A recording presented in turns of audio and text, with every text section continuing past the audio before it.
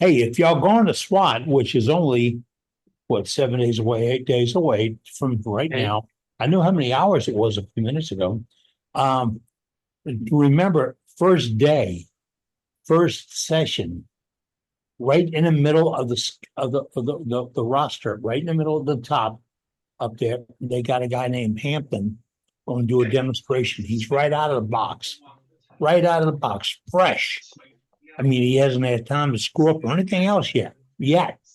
So if you make it, jump right in on it, make your first one to visit with Scott Hampton.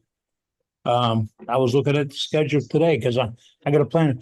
We figure leaving early on Thursday so I can get in town early enough to get my passes and all that other stuff taken care of and get done.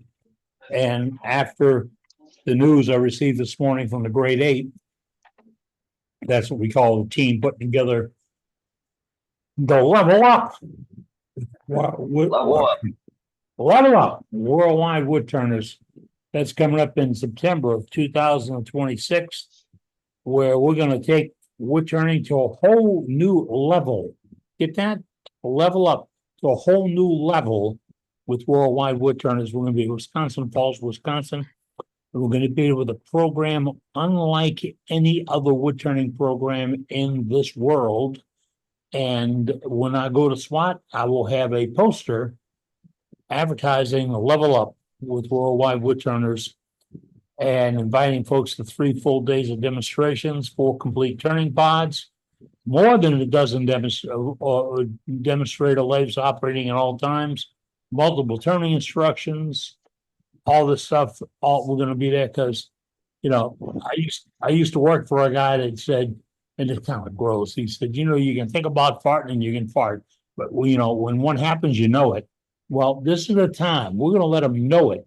We're not fooling around. We're not fooling around. We're out front dancing in the crowd, letting them all know that Worldwide Wood Turners is here, and we're going to be there, and we're going to level the playing field. Boom. That's it. They will know what happened. They really don't. And then I don't think the wood turning world is ready for what you, not us, what you have done to wood turning. And I'm so proud of this. It got me all worked up. Got me all worked up. Got me bubble on hitting the second year here. This is really good. I'm pretty sure I saw a little glistening tear coming down there of happiness. Oh man, it's so refreshing to know that all in 5 years. It's only been 5 years, and we did it. I got this idea because I wanted to take the politics out of in the business out of wood turning and just put the fun back in, and just have a little fun. I mean, what we do, what we talk about, how we joke with each other, how we tease, the things we say and the things we do. In some worlds, that is so inappropriate. It's unfunny, and you can't do that. Why? We're a bunch of wood turners sitting on a tailgate out in the driveway. Why can't we do it? Why can't we tease each other? Why can't we talk? Why can't we share secrets? What do we do that is so secret that I shouldn't tell you? Right. Why you can't take my newsletter and pass it around or such. I dare you. I double dog dare you to pass my newsletter around. And we have taken all the stops out, all the bumps off the road, everything to say that please, above all else, please share this. And while you're at it, give me something back. Give me a picture, an article, a photograph, a comment, an idea, a question, quiz, something that says, hey, you know what? Because every one of us during the course of our day goes, you know what? And when that thing pops out of your head, that's when you should say, you know what? I belong to a club that can do that. Yeah. It's not like I belong to a club and I wish they could do that. No, all you have to do is, when I was in the workforce, I walked around all day long and people laughed at me, and when I went to meetings, they joked with me. This was my weapon of choice, right here. It's a 3x5 card. And Cindy thought I was nuts. When I'd order them from Amazon, I'd order them by the case load. There was like 20,000 3x5 cards in that case. Yeah. Pardon? She still thinks I'm nuts, but what the heck? She got it in the jacket. But I had 3x5 cards because fold it over, it would fit my credit card case into my pocket, and I always had a stack of 3x5 cards. I learned from a guy a long time ago, when a thought hits you, don't let it escape. Whip out something, make a note, and you have a note, you have a physical idea. So the same guy taught me, and I learned this before I went into the Air Force, and people laughed at me about ideas then.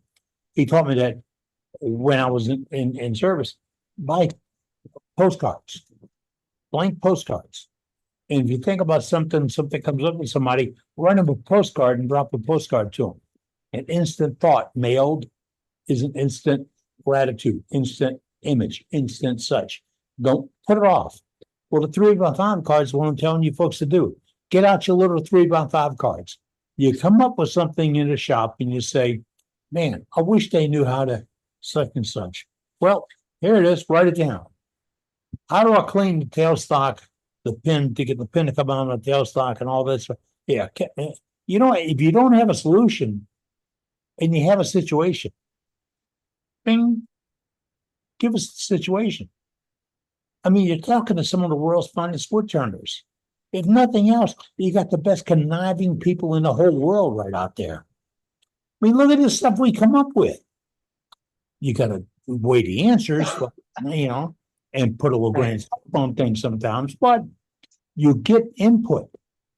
It's not like we have to sit back and be, oh, it's not my turn to talk. I don't think we ever had that. I wouldn't be if we did. So get out your 3x5 cards. You see something in the shop, you see something in a newsletter, you see something in a meeting or on a program or rewind or whatever. Get out the 3x5 card and put it in there. And these are so handy. They're really handy. And she could think I'm crazy, but this is a shopping list around here. If we sit here and play cards during the day or whatever, just make a note, that's where it goes. Put it right there, it doesn't blow away, and throws it in the person that goes to the store with us. So I want a 3x5 card for you wood turners. Tell us what you're thinking about, which questions you have. I had a call from a guy the other day that asked him about cleaning out his headstock that he saw on YouTube. And this is really bad because he didn't proof it. I saw on his YouTube that you can clean it and you polish it out. And I'm never going to say any products or whatever. But what he was describing to me was a great way to ruin a Morse taper headstock. Really. Because the only way to take care of a Morse taper headstock is to keep it clean. You don't sand it, you don't polish it, you don't oil it, you don't wax it, you don't do any of that stuff. You keep it clean. And if you think, guys, the things get stuck, guess what a Morse taper is supposed to do? Stick. It's designed to stick. It holds best when it sticks. It's built that way to stick. So if you put wax in there or oil in there or that WD blue and yellow can and stuff in it, you've ruined the intent of the spin machine. So what do? You clean it. You clean it really well. And that's the secret. We forget to clean it. You see that's a hole and it's open, and you have an opening in front of your chuck that's on there, and you're power sanding or just hand sanding or over sanding or just sand, whatever. And there's a venturi that creates, and it pulls those little microscopic particles of dust down through that bore. Yeah, it does. And they collect back in there. And then you take a taper and you shove it in there. And what do? You mash it to the wall and you create a surface. So how do you get it out? You clean it out. Why brush it out? It's where a good gun bore wire brush comes, but don't use one you put in your gun with gun cleaner on it. Man, that's no. You want just for your lathe, hang it on the back of the lathe. Only take one pass to get the trash out. But if you ruin the bond, you ruined the bond. And then him and I got in this our discussion about I want to call I refer to him as an man, but it's a hold fast that'll go through your headstock to pull back. Somebody help me out with the term we all use on them. Drawbar. Drawbar. Thank you. Brain was not clicking. The drawbar. And he was telling me he's got one that's so long and all. And I said, wait. If your drawbar sticks out the back end of your tailstock, an inch or so, you're okay. 3 inches, 4 inches, 5 inches.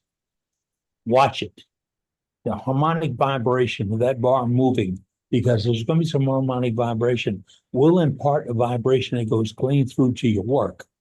Number one, it's not good for your bearings and your hold and everything else, but it's can be disturbing to your entire mechanical output. So get one set up for this, one set up for that, and team them all together. Color code them if you have to. And I had several, and I always went to stainless steel drawbars. I don't want them to cross thread. I don't want to jam them. And I was never a nut. You don't need a big wrench to pull them down.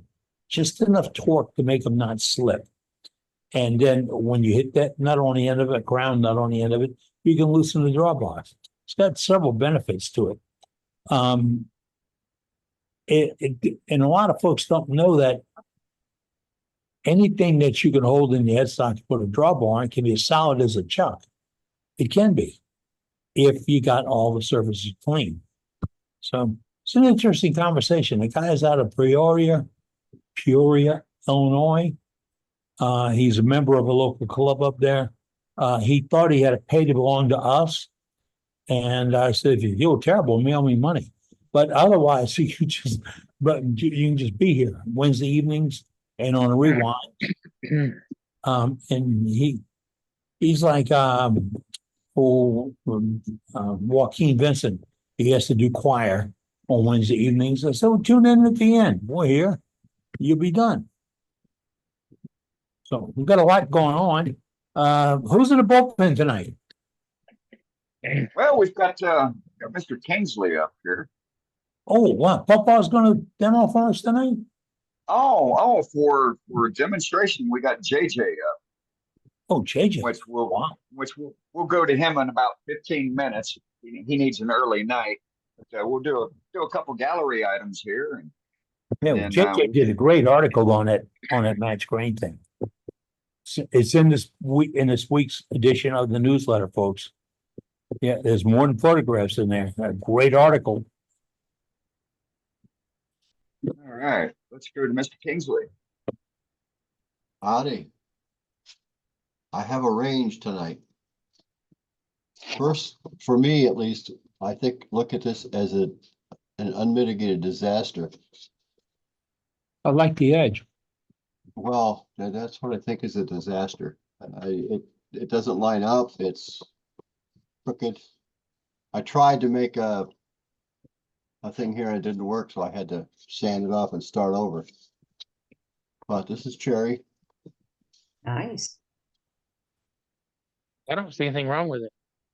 Oh, well, it's all yours. I was going to say the exact same thing. I don't see a thing wrong with Looks that. great. Well, What's in I there? had- An address to send it to or what?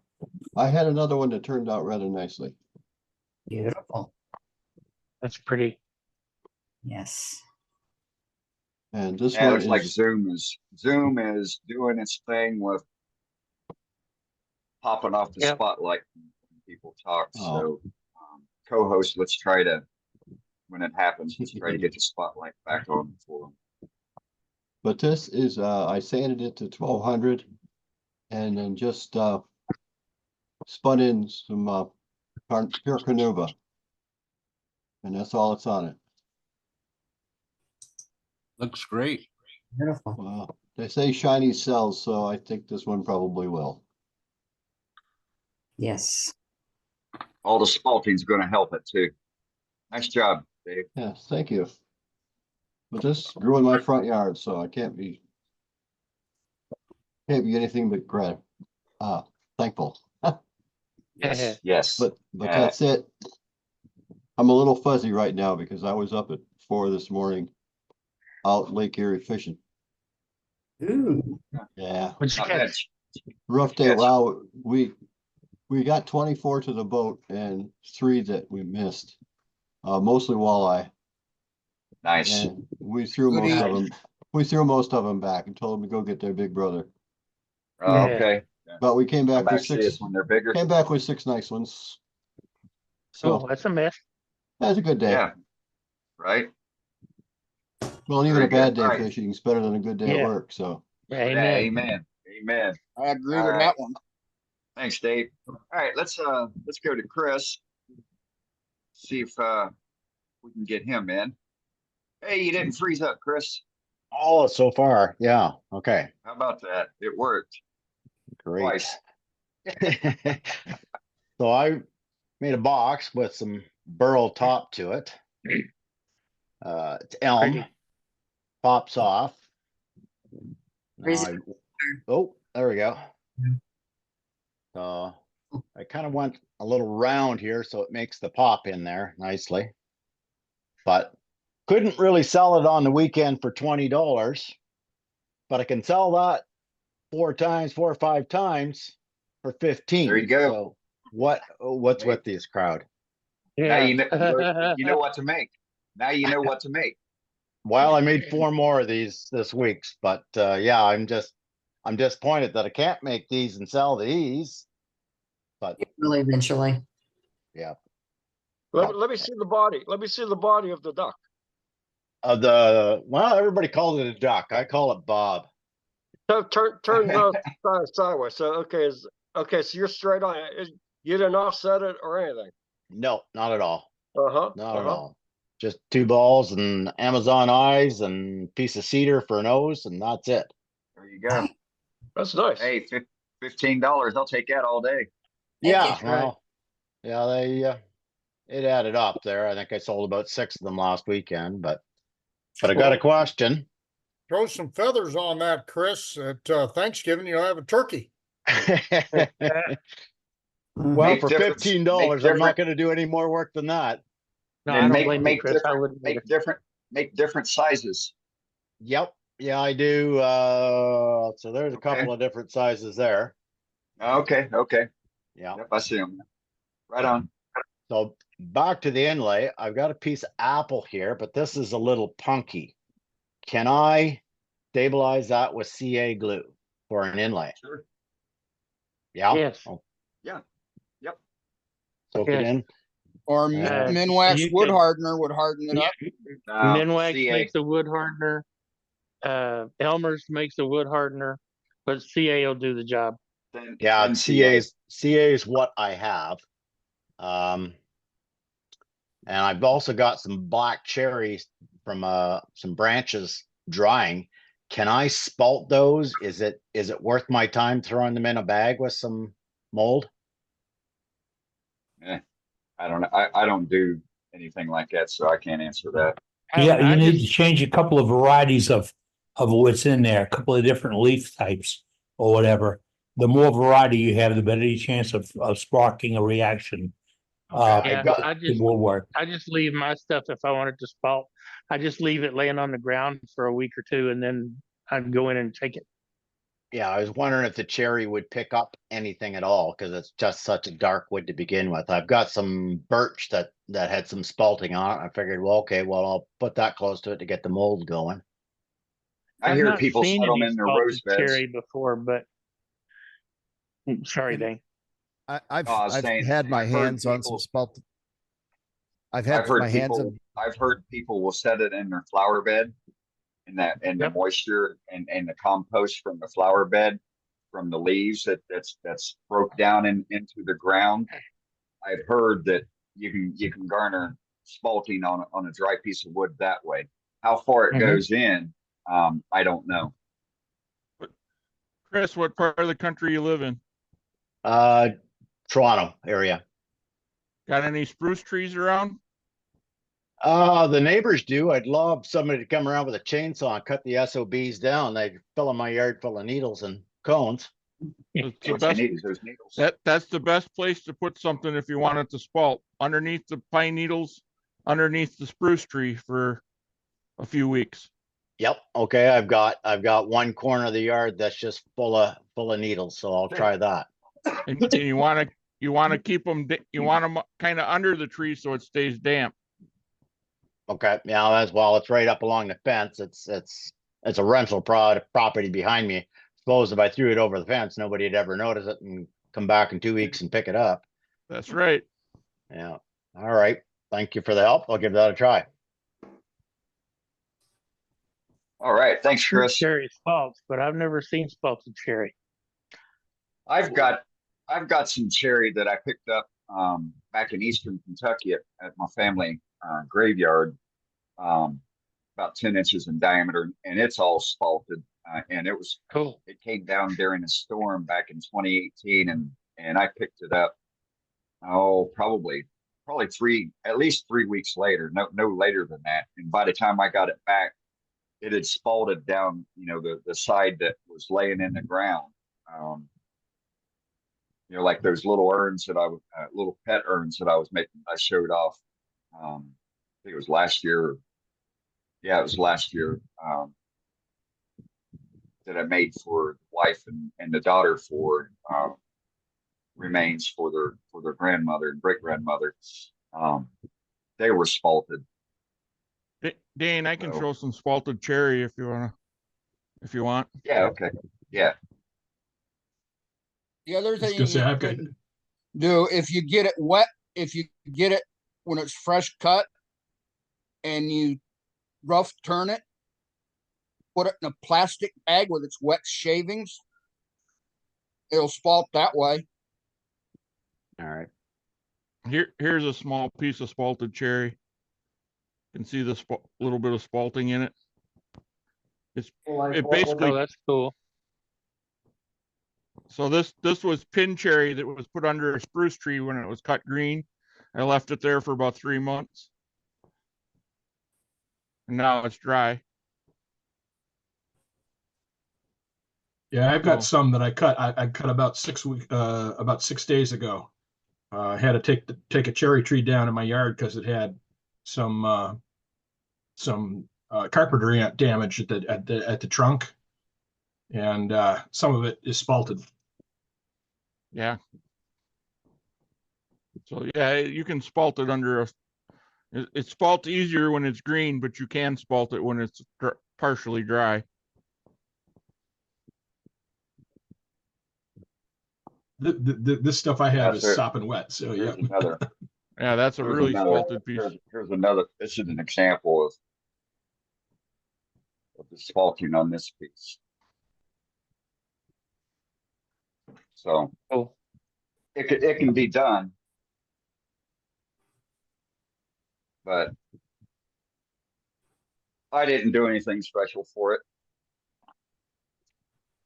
and it probably would have went further, but as I kept coming west, it dried out. All right, let's go to Mr. Burt. Billy, what you got? Hello. Well, and getting ready for SWAT. Oh, and speaking of SWAT, I didn't realize until last year that you can actually go in and do your registration stuff and set up anything that you've got in the gallery Thursday evening.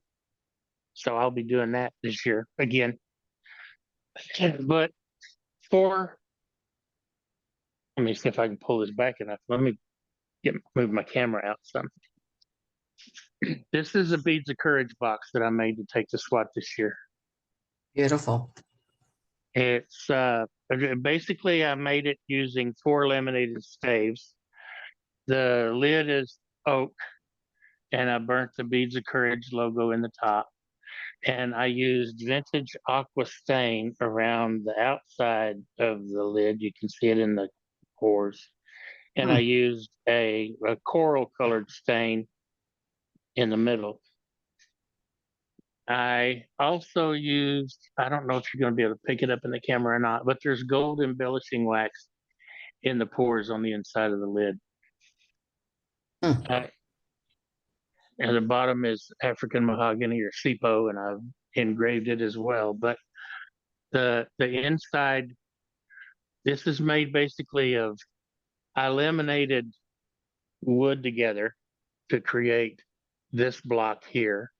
So I made 4 blocks the same. Then I cut them. They were about 2 inches thick. And I cut them at a 45-degree angle, in essence, making 4 staves that I then glued together. And then I had to go through the process of turning that funky looking squarish piece round on the inside and out. But I got it done. And it's all Beautiful. nice and pretty.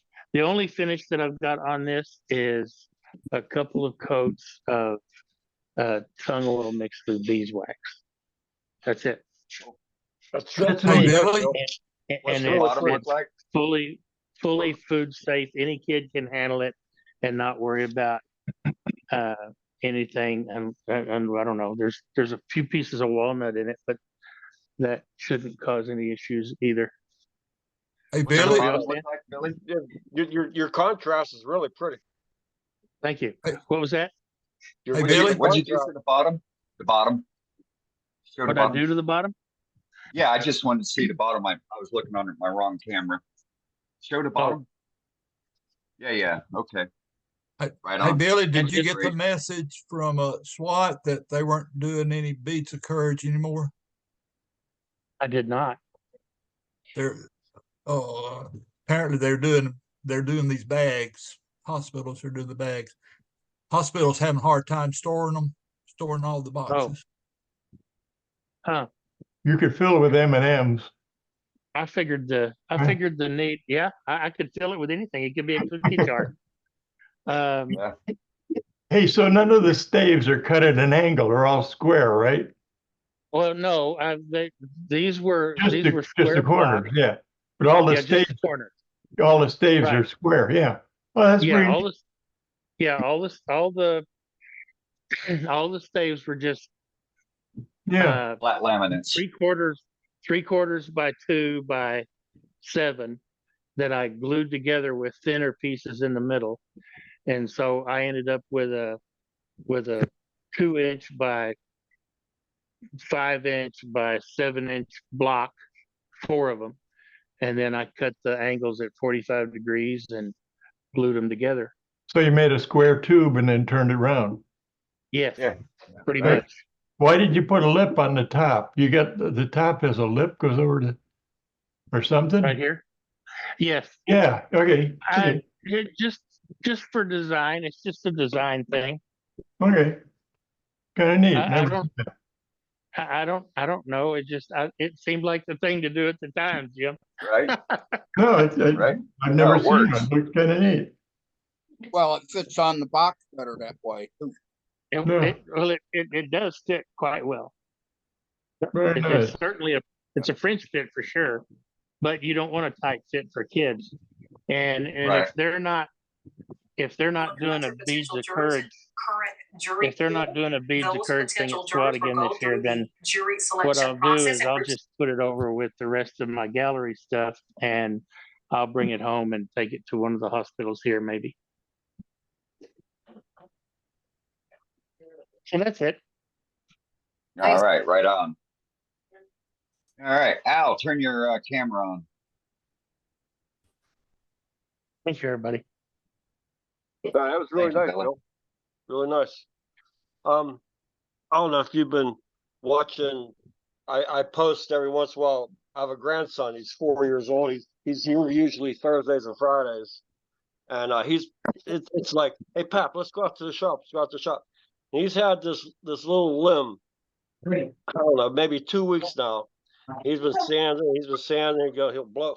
You know. So I took it yesterday and I've finished it off for him. I'm gonna give it to him tomorrow. He'll be here tomorrow. So that's, yeah, I mean, it's not, it's just, just a little piece of stem thing, but it's just something of, It's still, No. it's cool. Yeah, get them out there young. Good job. Oh my goodness, he, that's the first thing, like, we'll have breakfast in the morning. It's like, hey, Pap, let's go. And this other thing here, I made it, I brought it into the house. My wife looked at it. She looked at me, she looked at me, she just shook her head. What it was, I had a log. I had a, just a log, and right at the top here had this little, point indentation thing. I said, I would try to keep that, do something like that. So I went and I made this, my wife, I lost nothing has been broken. I lost some bark right here. That's just the way it was. I just kept it going, did a Phil Anderson the best I could. I think that's neat, Al. That looks That good. is neat. She just looked at me and just shook her head. Yeah. What'd you do? Ah, What'd you do that's for your fantastic. handle? What'd you do for your handle? Both, believe it or not, this is both the same wood. This is Bradford pear. I guess this is just more of the pith or something maybe, but it's Bradford. And I just, like I said, I just messed square. It should be bigger, I think. Now since I have it all together, I think it should be bigger. And my wife says, "Well, why don't you just cut that tip off in there and make it look better?" I said, "Oh, no." But leave Wouldn't look natural if you cut that off, Al. yeah, Right. I said the same thing. Yeah, I said the same thing. Nice But pop. anyway, funny, but different. I was able to keep it, like I wanted to. Isn't that the that's plan? good. That's the plan. Yeah. It is. Anyway, that's it. Anyway, everybody have a good evening. All right. Thank you, Al. Okay, you guys be Let's good. go to Mr. Kenny. Hey, Tom. Howdy. Can you hear me? Yes, sir. Yes. I got you. I have another platter, Scott Hampton inspired platter that I textured. This time it was out of cedar. And there she is. Yeah. That's 11 inches in diameter. Very nice. Great. Wow. Good job. And there's the bottom. Wow. Awesome. Very nice. And that's all we have for tonight. All right. Well, thank you for sharing that. That's pretty. Thank you. Somebody was paying attention to the write-up and the viewing of Mr. Hampton's. Yeah, I was just saying, yeah, show Textured that part platters. again. Almost Can looks you- like a sunburst. Yeah, Yeah. can you get closer with that? That's it. That is really pretty. Look at Yeah, that. Oh, yeah. very much a sunburst effect. Yeah, right? Now, how did you get so uniform? I mean, Dumb luck. The way it's done, you have the piece spinning on the lathe, and I found, and Scott taught in his demonstration, that the speed is really critical. And somewhere between 350 and 400 RPM. And then I have an Arbortech mini grinder with a little 2-inch disc. It's only got 2 teeth on it. And you start at the center and drag it out to the edge while the lathe is spinning, and it's one and done. You're done texturing in 10 that's seconds. like with just a couple months ago. I think Wayne Clasper, he demonstrated that for us, just like what you just said. Yeah. Wayne That's stole really it from me. Wayne took it away. And I stole it from Scott, so thank you, Scott. No, you didn't steal it from me. You were a student, so I don't consider that stealing. There you go. That's a really pretty piece. Really Thank you pretty. very much. Appreciate that. Unfortunately, my lathe won't go that slow. Yeah, my lathe doesn't have a digital readout, so I went to Harbor Freight and bought a little tachometer and use that to determine the speed. And speed is also real critical if you're using like this Sorby spiraling and texturing tools. Yes. You really need to get the speed dialed in or you make a mess of things. Same with threading. Yes, One of these absolutely. days I may get that speed figured out for those tools. Yep, Hmm. that's all I got. Outstanding. All Well, right. You did a really good job on that, Tom. It really looks nice. Thank you, appreciate that. Go to Mr. Joaquin, also known as JJ. All right. You're it. All right. Gallery? Can you hear me? Can you hear me? Yes, sir. Okay. sir. No safety, Sue? No safety, Sue. She sends her regards to everybody. She's getting prepared to head back to Florida, and she'll be back on next week. Wonderful. Okay. Well, I'll do a little bit of safety stuff because we're You ain't got Crocs on, do you? I do not have Crocs on. I have my good work shoes on. So right. I was well, let's do this in order. Let's do a little gallery first. People wanted to see my hollowing tool. So this is my ash hollowing tool. That's a 2-foot handle. And I can swap out my Bosch hollowing tools. I got the full set of the 5/8 inch shaft with the straight, the slight bend, and the extreme bend. And one thing I learned immediately with this 2-foot long shaft is I can tuck that right under my arm, and this is rock solid hollowing, and I'm not fighting it. So I'm pretty happy with this. So that's my hollowing tool. And so my personally handmade tools, most of them, I sign them. And this one's upside down. I sign them with Morse code. The Morse code for the letter J is a dash and 3 dots, or wide and 3 thin lines. So on all my handmade tools, most of my handmade tools, you'll see my signature on them. It's a fun way. Joaquin, you made a mistake. What's that? A J is a dot and 3 dashes, isn't it? I don't think so. I'm pretty sure it's a dash and 3 dots. But if it's backwards, it's backwards. It's still my signature. You read it the other way around. Gotcha. It might be. I'm not sure. So that's the hollowing tool. This is the first piece I hollowed with it. This is the little spalted mulberry, I think is the consensus hollow form with, I've got a little bit of the natural edge. Let's see here. We'll get you on the good camera. We got the natural edge with the little patterns from the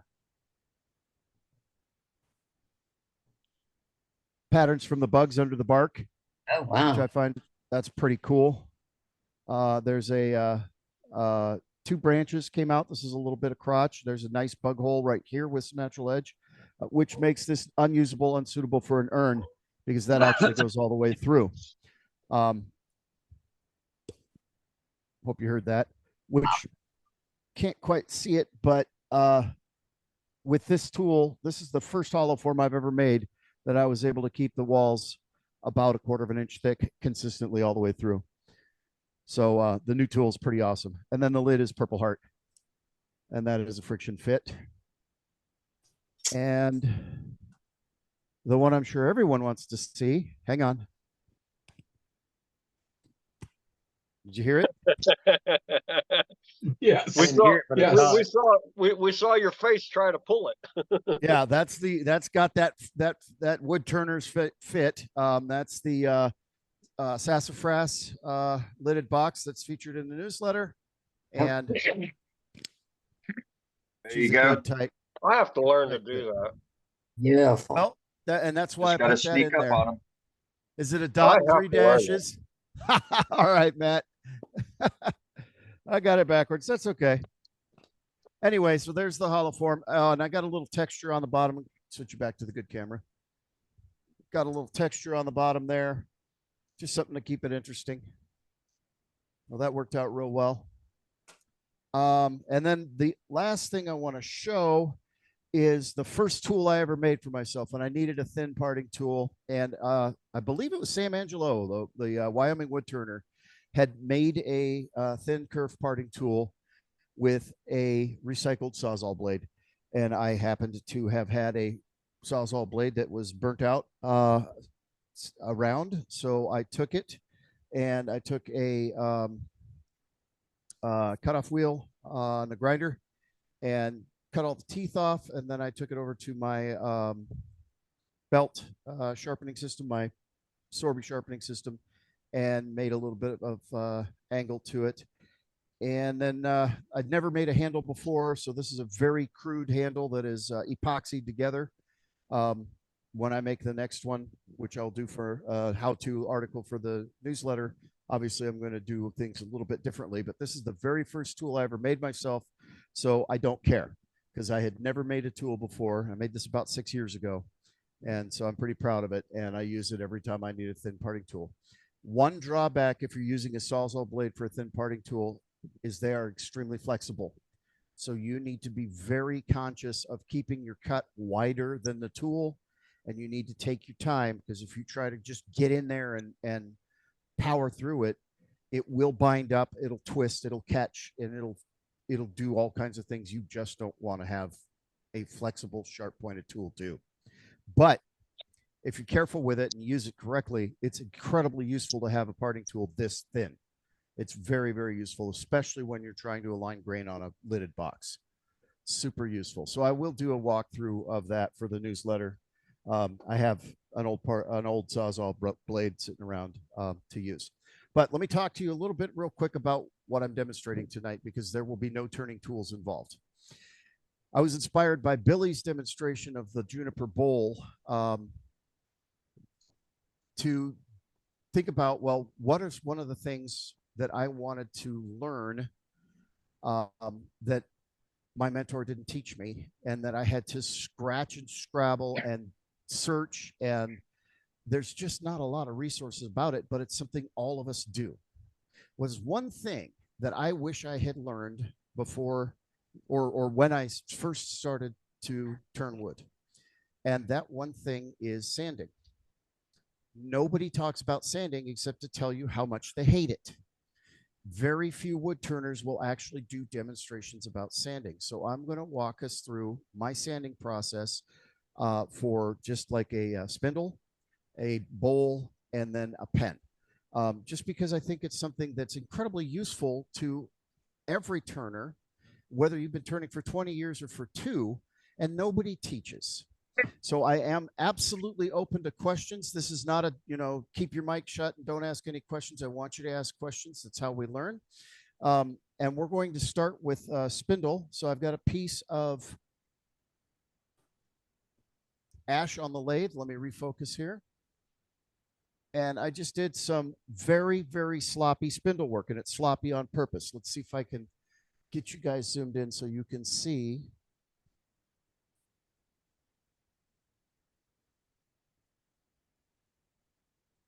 Okay, so you can see ridges and tool marks. You can see a little bit of torn grain here in this part. You can see tool marks and ridges over here. And I did this intentionally. I wanted to make it rough so that we could talk through how to correct these things. And obviously, when it comes to sanding, obviously, the first thing everybody's going to tell you is learn to use your tools well so that you don't have to sand as much. And that's a no-brainer. And we get lots of demonstrations about tool use. But what do you do when you're having a bad day? Or what do you do when, say you're at a buddy's house and he doesn't have the same sharpening system as you, so your tools get dull? What do you do when you have to sand? Sanding is a necessary evil. We always have to sand. I'm going to show you my processes. They are certainly not the only way to sand, and everybody has different methods. But this is what I have found worked for me, and this is methodology I've developed over about 8 years. So first and foremost, one of the things I absolutely love Richard Raff and I love his turning. One of the things that he does that drives me bonkers, it just maddens me to no end, is he never slows his lathe down. Now he uses cloth backed paper, and so the paper stands up. My issue is the abrasive that's on your sandpaper, depending on what sandpapers you buy, but it's some form usually of an oxided metal, and heat is going to start to fuse that sanding surface. So ultimately, if you don't slow your lathe down when you're sanding and you're creating all that friction and you're creating all that heat, you ultimately start to burn up your paper, and you end up, rather than sanding, which is intended to remove material, you end up burnishing. Now, it does end up creating a decent finish in a lot of cases. And I mean, Richard Raffin's been doing it for 40 or 50 years. So it must work, but there's much more efficient ways to use it. So again, we've got torn grain, we've got all kinds of tool marks and everything here, again, intentionally. And we're going to talk about ways to clean it up. Everybody talks about grabbing the 80 grit bowl gouge. Well, why do you call it the 80 grit bowl gouge? My opinion is that when we start with the coarser sandpapers, 80, 120, and 180 primarily, we are removing material as much as we are smoothing material. And we're going to go from removing to smoothing. So the 80 grit bowl gouge, the 80 grit sandpaper, which nobody, you know, oh, I can't go to 80 grit. 80 grit is useful if you need to refine a shape. I generally sand around 450 to 550 RPM. And if I want to get rid of those big tool ridges and maybe just massage a shape a little bit, so I have to remove material, I'm going to use an 80 grit sandpaper. And if it's really bad, before I bought my Steady Rest on the long lathe, I was making a cane, and it just would not bounce. And so I had a really bad wobble in the middle. And the only way to rectify it was it was the first time I'd ever done it. I actually picked up 60 grit sandpaper. But when you use 80 grit sandpaper, I want you to observe something. Now, the major bumps of the tool marks disappeared, but I put, hang on, let me zoom in. I put, for some reason I'm not highlighted. I can't see that. Hang on a second. We can see the vertical. Okay, can you see? sanding So, scratches, okay, if that's what I you're put, talking about. yeah, I put scratches in there, right? Yeah. So when you're using that coarse sandpaper, thank you. When you're using that coarse sandpaper, you're putting scratches in there, and those scratches are going counter to the grain. They're 90 degrees to the grain if you've got a pure between centers with straight grain like this ash. I mean, it's very straight grain. So I've got basically a little crisscross, little hash marks. A lot of people wait until they're at the higher grits to do this. I say absolutely not. Do this at every grit. Take your sandpaper, stop the lathe, and turn your sanding marks 90 degrees. Sand with the grain. Now, I am not removing 80 grit scratches here. I'm still sanding at 80 grit, and I'm still putting scratches in it at 80 grit. What I am doing, however, is redirecting those scratches from going this way around the piece to going with the grain. And that will actually serve to disguise those scratches and make it more difficult for you to detect them with the human eye. So it looks a lot smoother than it is, but it's actually still 80 grit. It's still, if you feel it, it's still pretty coarse. Okay. So the first thing I would say is get your sanding in, as far as getting, if you need to reshape or anything, you're using that higher grit, get your sanding in. But always on end grained, always stop the lathe and sand with the grain. And you can even go so far as to cup that paper a little and make it down around that bead. So you can get those perpendicular lines out around the bead. And it's a little bit of more work, yes, but at the same time, it has the same effect even going around that corner, and it's going to clean that up more. also don't forget that you can fold that sandpaper and get down in those creases. Okay. So you can get down, or take a single sided sandpaper, back that edge in if it's real tight in there, and get that edge in there so that you can get that crease real clean. You can also, I got to see if I have a splinter sitting laying around. I usually have a splinter around because when I burn lines, I don't like to use string. I use or wire. I use a splinter of wood. I don't have a splinter, but here's a business card. Here's a little wood business card. If you need to get into a crease, you can wrap it around something solid so that your fingers aren't in there and you can get in at that angle. That's a useful tool. Another useful tool is if you have something round that fits the shape, and I'll back you guys out so you can see something round that fits the shape, say, of a cove. You JJ, get that in there. JJ, we And weren't able to see what you were doing with the business card. Oh, I'm sorry. Okay. Okay. So this is just a little wooden business card, and I just folded it in there.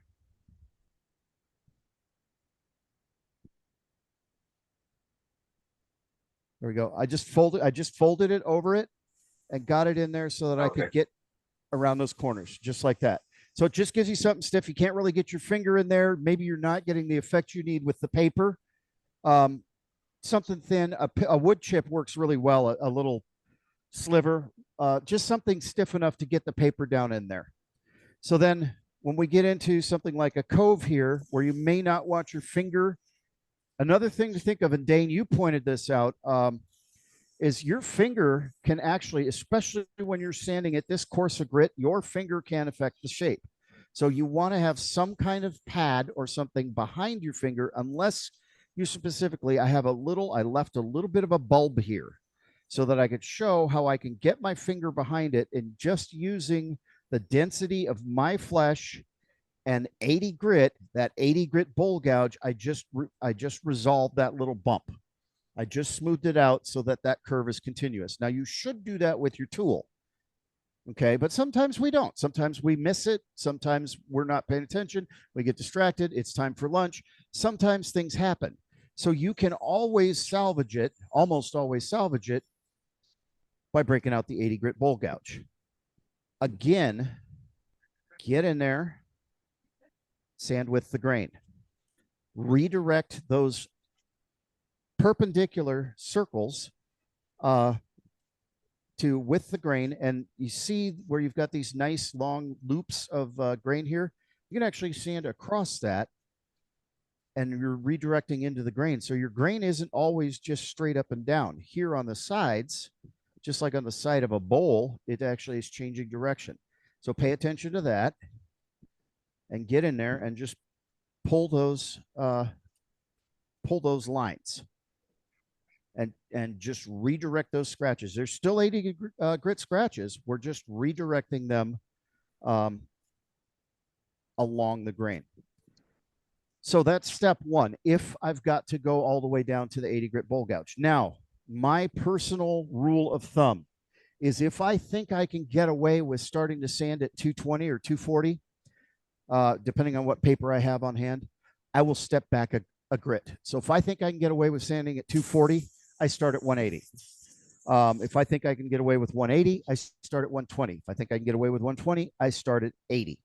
The reason for that is no matter how hard you try, there's always going to be that one little pesky tool mark. There's always going to be that one little, there's just always going to be that one little thing that a little bit lower grit would have taken care of.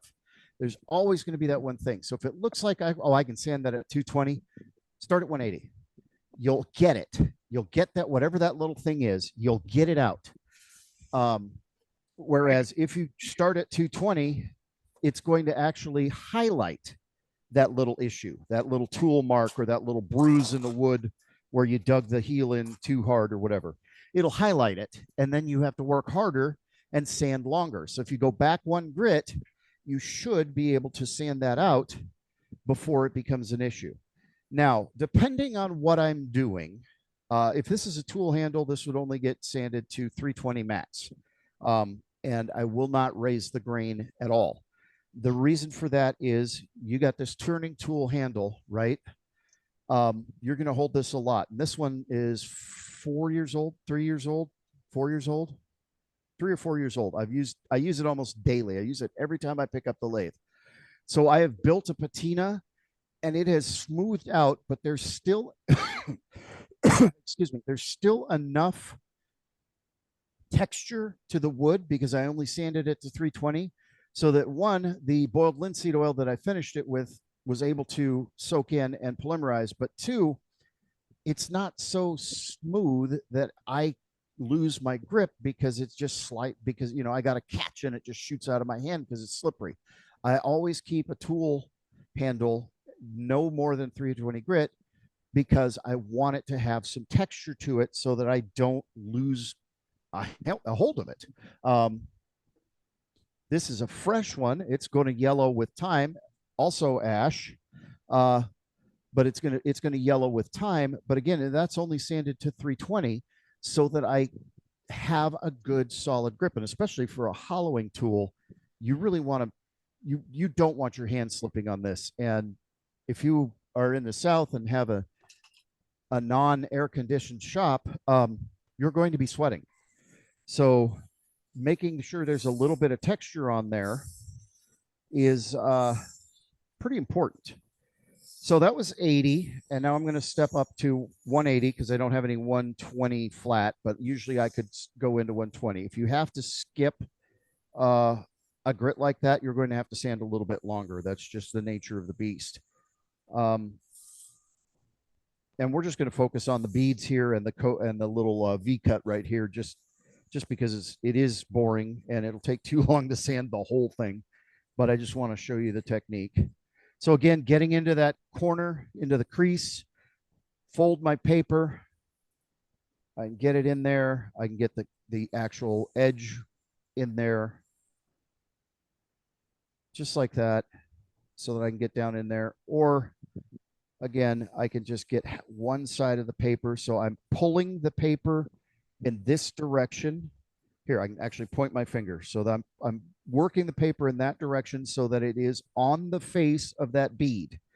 And then I'll do the same on this side.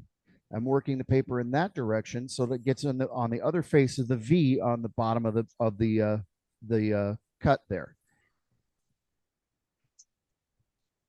Again, same thing. As soon as I'm happy with that surface, so you see I've got those perpendicular lines. I'm going to come in and pull those scratches lengthwise to disguise them. And you can see just in 2 grits, as soon as I start coming with the grain, it really starts to calm down all those perpendicular scratches and they're starting to disappear. If you don't do this, it can take you a lot longer to sand it. You can ultimately get it down, but you're going to be sanding for a long, long time. And just depending on what you're doing and what you're finishing with, you can case harden or work harden the wood to the point where it won't accept oils.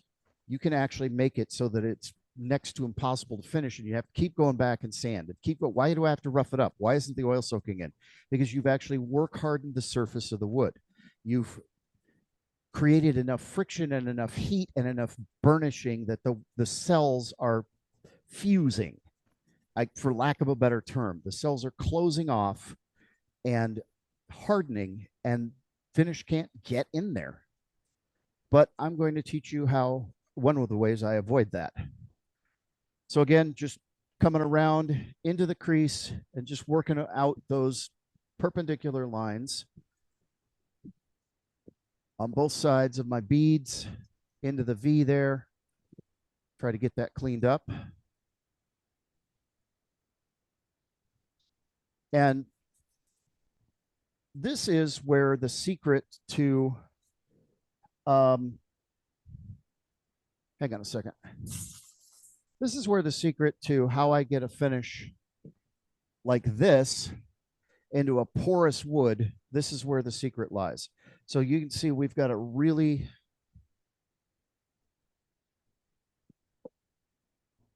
I'm not a looks high good gloss there. person. So we've got a satin gloss here, but we have a very, very smooth finish. There's not a nary a sanding mark on this thing. And this is the secret to how I do that. And I can do that with white oak, red oak, harder, Ash. denser woods like cherry and ash. We're going to do it with ash.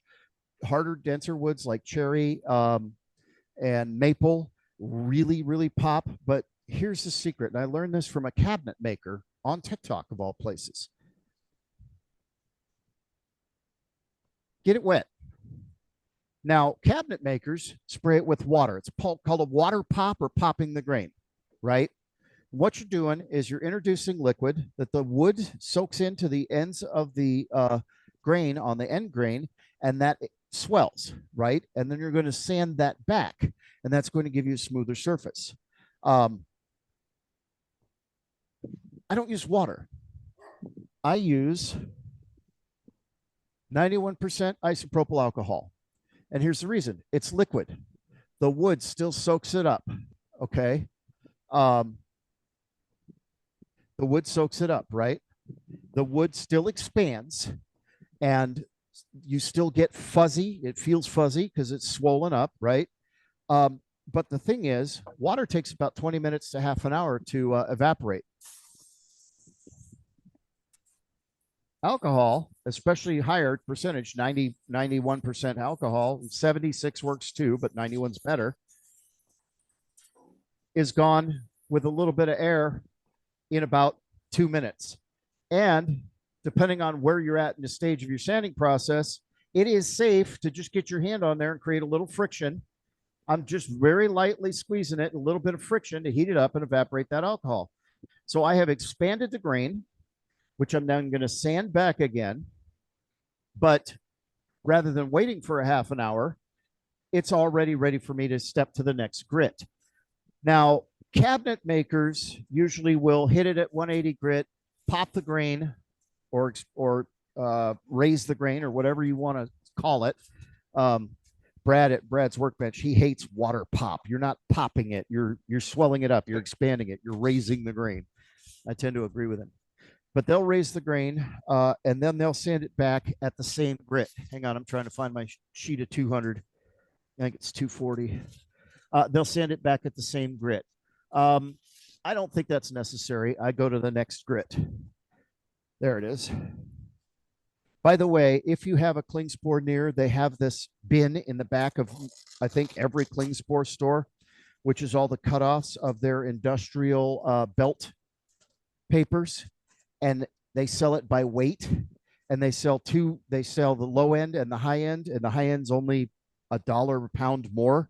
And so you can get all the way up to, I think I've got all the way up to 600 grit for $12, and a roll of a 2 or 3 foot roll of that's 8 inches wide lasts a long time. So I go right up to the next grit, 240. And so I am sanding back that, raised grain and sanding it down to the 240 grit surface. And this is already miles and miles smoother. It's incredible how much smoother it is. You can see it, but when you feel it, you understand. Get in here to these sides. Now, I want you to notice something. I hit it with the 80 grit bowl gouge. Then I stepped up to the, then I stepped up to the 180. Then I raised the grain, and I'm hitting it with 240. But the big difference between 180 and 240 is at this point, by the time you get as fine as 240 grit, although you are removing material, you are refining the surface that you created with the lower grits and with your tools. You are no longer, or you should no longer be, removing large amounts of material. At this point, 240 grit up, all you're doing is removing the evidence of the grit prior. You're just refining the surface that you created, the final shape, and you're removing the evidence of the grit prior. And you can see I've got a nice 180 grit scratch in there, so I need to work a little bit more. But another thing I want you to notice is that where I sanded for about 3 or 4 minutes with the 80 and probably 3 or 4 minutes with the 120, by the time I'm getting up here to the 240, I'm sanding for 2 minutes or 3 minutes. And the higher grit you get and the more refined the surface is, the less sanding you need to do. Now, this is not going to be perfect because this is a demo and I am kind of reducing the frequency of I'm reducing the amount of work I would do on this just for the sake of shortening the demo because I want to show you a couple other pieces. But I'm refining the work that I'm doing rather than removing material in as massive a manner as I did with the lower grits. And there are places where you will have to do more work, like down in the creases here. This is always going to have a lot more work to do simply because it's so tight and it's difficult to get paper down in there. So I don't know if you guys can see it or not, but there's a little bit of a tool mark right here. These are the things that take time. These are the places where you really have to spend time. But if you go through the progression of the grits correctly and take the time to go through each grit, all this nice flat part here and like this down in here in the cove, all this stuff sands really fast and you can spend time in the tight spaces. So we've got yes. JJ, we got a question asking if you were sanding in reverse. Okay. Good question. Thank you, Joe. Another trick I do is I do reverse the lathe, and I'm in spindle orientation in my head. On pens, I always reverse the lathe. On spindles, I do and I don't. Let me explain why. And actually, ash is a really, really good wood to use as an example. Let me grab the end of a piece of ash real quick. Should have a cutoff over here. Of course I don't, because that would be too easy. Here, I got some red oak. Okay. One of the things that I have worked through and thought through over the years is understanding what the structure of a grain of wood is. And this is end grain. This is red oak, which is similar in texture and density to ash. So you can actually see the ends of the tubes here. Grains of wood, the structure is actually essentially a bundle of tubes. Red oak is notorious. If you make a bowl of red oak, it's notorious for sucking the finish right through the end grain, right? Well, that's because it is extremely porous. And some pieces of red oak you can actually hold up to your mouth and blow through. It's a bundle of straws. That is what the structure of a piece of wood is. The density and the hardness speaks to how open those straws are, how tight they are, but they're all straws. All the grains of wood are straws, and their sole purpose, the reason that they develop that way, is so that they can carry water and nutrients up the trunk of the tree from the soil into the foliage, feed the photosynthesis process, and then carry nutrients from photosynthesis back down throughout the organism through the soil. So we have grain, that is the straws, right? Now, think about, and I meant to make myself a bundle of straws, but I forgot to go buy straws.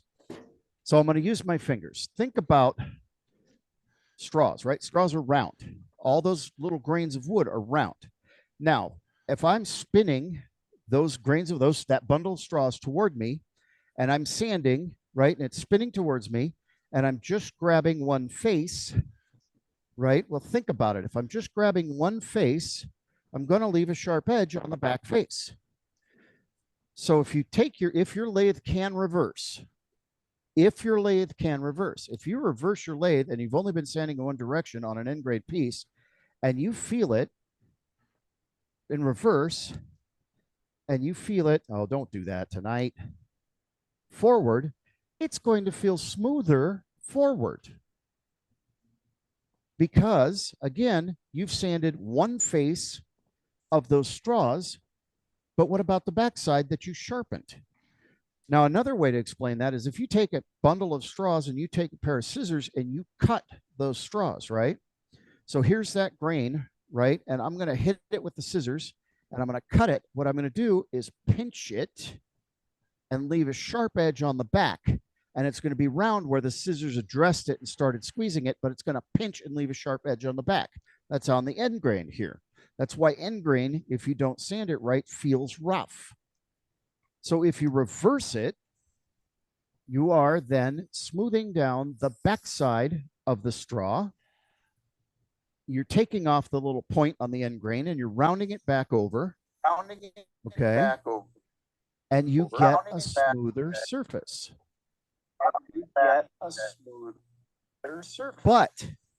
But if you cannot reverse your lathe, you do not have to do this. I have just found it leads to a smoother surface if you sand in reverse as well. And again, depending on what the finished surface is that you want it to look like, if the smoother and shinier and glossier you want it to end up, then the more thorough of sanding you want to do. So you do want to sand it in both directions. Now, again, I always sand pens in both directions. You will never not see me sand a pen in reverse. On a spindle, like a tool handle, a lot of times, especially with tool handles, because I want to keep texture there, I won't reverse it. I will leave one side of the straws a little bit sharper than the other side, just in order to maintain a higher texture. Again, if you sand in both directions, then you would sand with the grain after sanding in both directions. Get down around these edges. And another thing to think of too is when you pull the sandpaper this way, you're lifting the grain. When you come down, you're smoothing down the grain. So when you come this way, if there is raised grain to remove, you're going to remove more of it sanding this way than if you go this way and you're laying it down into its own hollow, the hollow of the straws. So you want to do it in both directions and pick that up and put that down on that end grain. You definitely want to go up and down with each stroke sanding on the ends when you're doing like the beads and the coves when you get down in there, because you are sanding end grain there. Thank you, Joe, for reminding me. Now, here's where I take it another step. I already raised the grain that was going to absorb liquid and stand up and get fuzzy and need to be removed. It already was swelled up and I already sanded it back. Okay, so now when I hit it with alcohol, I'm not raising the grain. This is what I learned from that cabinet maker. What I'm doing now is I just sanded at 240 grit. Is I'm removing the 240 grit. I'm getting sand. It's ash. You can barely see it, but I'm getting sanding grit off of here so that when I sand at 320, I don't put 240 grit scratches back into it that I then have to sand out. Make sense?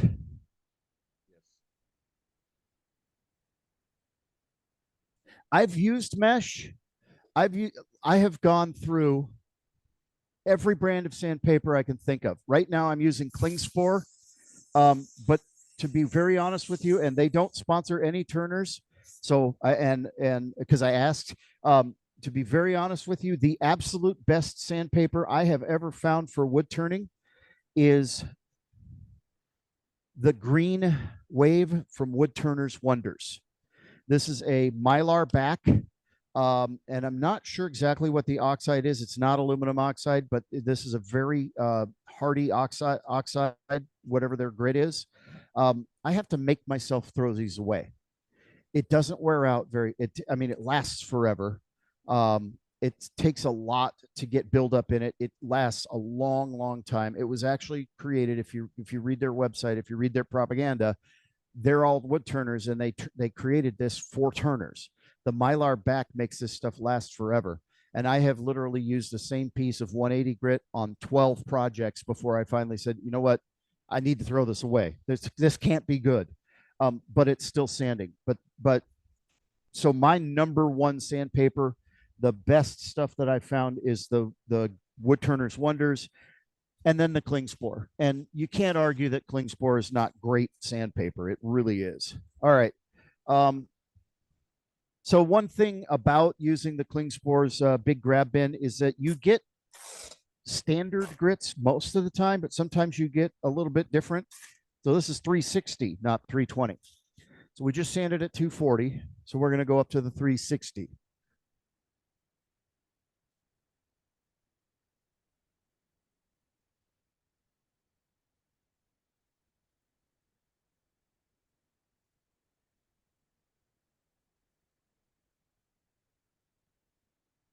Step away from the mic. Yeah, the Klingspor Gold is good. Klingspor paper, look. The reason I went and got Klingspor is because I could go to a Klingspor. Otherwise, I would have ordered Wood Turner's Wonders. And to be brutally honest, Klingspor is a little less expensive. I really, really love the Wood Turner's Wonders product, but it is not cheap at all. But when I'm doing my higher end pieces and stuff, the art pieces that I want to put in a gallery or something, that's what I use, because I know I know exactly what results I'm getting from it. And I know it's going to be the best results I am capable of producing. That's just my personal opinion. Again, I don't get sponsored by either company, but when I can't get the Wood Turner's Wonders, or I don't have time to wait for a shipment, Klingspor is my go-to, especially since it's a 30-minute drive. So sanded in reverse, sanded in first. Now I want you to notice something. I don't know if you can see it or not. Can you see the little glints? See where it's starting to shine? Getting a little brightness off of that. Can you see that? I'm not seeing it on myself. I don't know if you can. I can see glossy spots. So I know that I'm starting to work this too much. I'm working it too much because I'm demonstrating. So I'm at 320. And at this point, again, although I am removing material, it's good sandpaper. You can see dust flying off of it. I don't want to move it. I don't want to work it very hard. I really don't want to work it a lot at this point. I should have already gotten all the major dings and things out of it, but I'm starting to work harden it. This is starting to work harden. This is starting to case harden. So at this point, I have decisions to make about what I want to do, what the purpose of this piece is. Do I want it to get shiny? How far do I want to take this? Now, again, this is say this was a candlestick and it's a part of a set of 3. And they're going to be for a Christmas sale. Does this need to be glossy? What's the point of the piece? How far do I need to go? This is 360 grit, which is a pretty fine grit. At this point, I can use an old wood turning trick. Grab a handful of shavings, kick my speed up to about 1,000 RPM, and I can burnish it.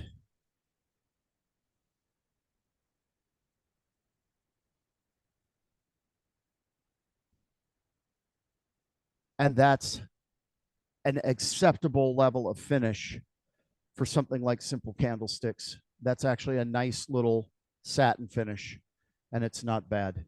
So I can do that, and I can walk away from it and know that this is going to be a nice piece. But again, depending on the point of the piece, depending on what I'm trying to get, especially in spindle, I may want to take it higher. I have a piece of olive here that I turned down to roughly pen dimension, big pen, because pens, when I turn pens, I always want these to have high gloss. They always need to be the shiniest, brightest finish they can be. Hang on, let me get you guys swung over. Sorry, this camera is suspended above from a boom, so I have to lock it down really hard.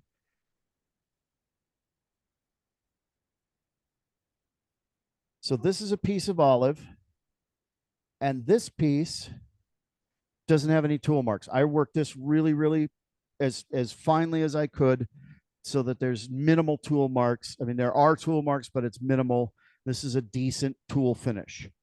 So here I could probably get away with starting with the 260, which is why I'm going to step back to 180.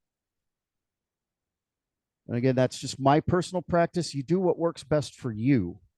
But for me, if I step back 1 grit from what I think I can get away with, that's generally more than sufficient. Again, slow the lathe down. Now, when you start sanding, you'll see I step back a grit and you'll see there's unevenness. You'll see scuffed spots and bright spots, highs and lows. When you cut really, really fine with a very sharp tool, I've discovered, Mark Soleil style, my pulse rate actually translates into the wood. So what you're seeing here is my heartbeat as I was cutting this piece of wood. It's not drastic. Again, I stepped back to 180 because I figured I could get away with starting at 240, and I should, sanding in both directions, be able to take that down with just one pass of my 180 grit paper. Again, remembering, thinking about the bundle of straws, we want to take down the high spots on both sides of the straw and smooth it out. And so here, going in both directions, I've actually removed those lower spots from my pulse. They're gone. And then always, absolutely without fail, always sand with the grain. When you're making a wooden pen, there's no grain in acrylic. There's no grain in resin. When you're making a wooden pen, sand with the grain. There's no grain with acrylic and resin. There's no bundle of straws. And so you don't have to reverse. It's a little bit less work if you're turning a resin or acrylic pen, or even a resin or acrylic bowl.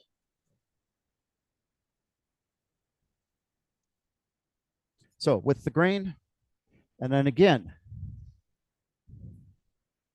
something I do between every grit. So here, what's olive wood, it's oily, it's very dense. I'm maybe not raising much grain at all. There might be some absorption and some raising, but I am definitely cleaning off that 180 grit before I step it up to 240.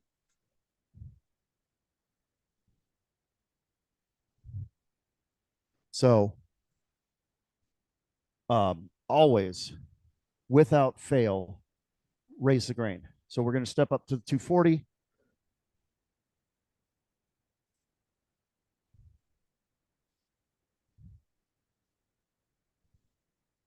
I'll tell you something else too. If you work with your hands a lot, if you're in your shop a lot, if you're in the trades, your skin, you have calluses. And depending on whether or not you use products on your hands, those calluses are rough. After I get above 320 grit, I generally do not put my fingers directly on the wood because I run at about 150 to 180 grit with my calluses. And above 240 or so, my skin can actually scratch the surface of the wood. Now, when you're turning a pen, something that somebody's going to have in their hands day in and day out, that's not something you want to have happen. Or when you're turning, say, something, you know, really spectacular to go into a gallery, that's something you probably don't want to have happen. So consider the fact that your skin does have texture, and especially if you have a lot of calluses, you can actually damage the surface of the wood just by touching it while it's spinning. Just something to keep in the back of your head. So again, going with the grain. And I'm going to show you, we're going to take this to 400 grit. And then I'm going to show you a little workaround. There's a nice little crack in there. That's cool. Then I'm going to show you a little speed up step, I guess you could call it. Okay. Again, I've already raised the grain. I've already sanded back anything that was going to expand, but now I'm cleaning the leftover 240 grit off of the wood before I scrape it with the 320 so that I don't put 240 grit scratches in it. But you can see we're already getting a really nice fine surface here. And we're going to take that to high gloss. 320. And again, the alcohol is gone. It's already evaporated. It's dry. I can keep sanding. If it's not all the way dry, but you're pressed for time or you want to keep sanding or something, think about this. wet sanding is a thing. The alcohol will evaporate quickly, but wet sanding doesn't hurt a darn thing. If you need to keep going because you're on a time crunch or something, it's not going to damage things if you wet sand it with the alcohol. What it will do is pack into the sandpaper, and your sandpaper will gunk up really fast. But you're not going to hurt the surface if you wet sand it with alcohol. But the alcohol is going to dissipate really quickly, so it's not going to be wet for very long. And again, the difference between raising the grain with alcohol and water is the fact that the alcohol's gone in under 2 minutes, and you're going to wait 20 or 30 for water, but they both do the same thing. Okay, again, with the grain. If I were making a pen out of this, what I might do right here is hit that crack with CA glue and then sand over it just to pack that dust down into it and fill that crack. We're not going to go that far right now because this is a demo, not an actual pen. And then, so I hit it. I felt the surface with my fingers, but my fingers are rougher than what I just sanded it to. So I'm going to go back to the 320 real quick and clean that up. Okay, we're going to clean it one more time.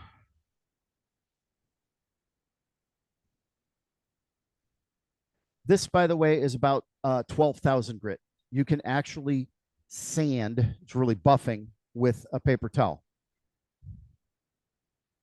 And a paper bag is around 8,000 grit. It's a great burnishing tool. Paper bags are fantastic for burnishing. Let me find a piece of 400.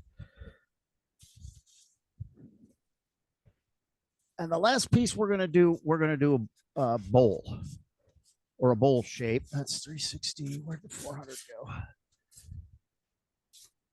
Because cross grain is going to give us a little bit of a set of different challenges, but I'm going to show you how I overcome that. 400 grit. Lathe was already in reverse, so we'll start in reverse.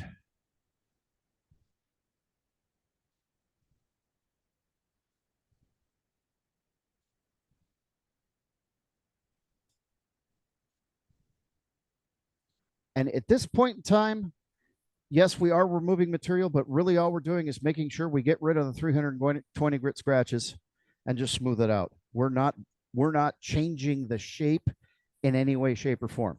We're just cleaning up the prior grit.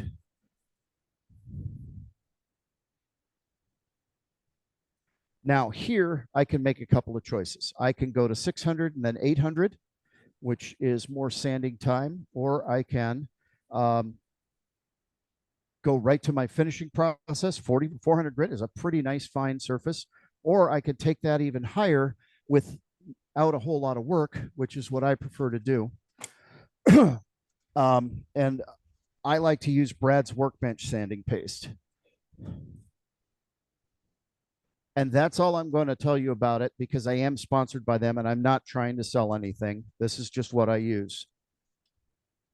So this is a sanding paste. Now, 6 of one and half a dozen of the other. You can put sanding sealer on here and it works and it does things, or you can not. This is a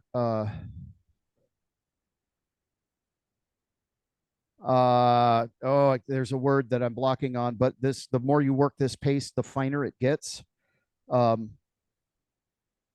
And it's in a mineral oil carrier. So whatever sanding paste you use, rub it in first. And then what I do is start the lathe as slow as I can. I'm on the middle band of my Laguna, so I'm at about 320 to 1800 RPM. And Pliable. Sorry? Pliable. Not pliable, frangible. Frangible abrasive. Not frangible. Friable. Friable abrasive. Thank you. Yes, it's a friable abrasive, meaning the more you work it, the finer it gets. So I take the wet part of the towel at the slowest speed I can do my lathe, 320, and I make sure that it's everywhere. Then I go to a dry part of the paper towel, kick it up 100 RPM.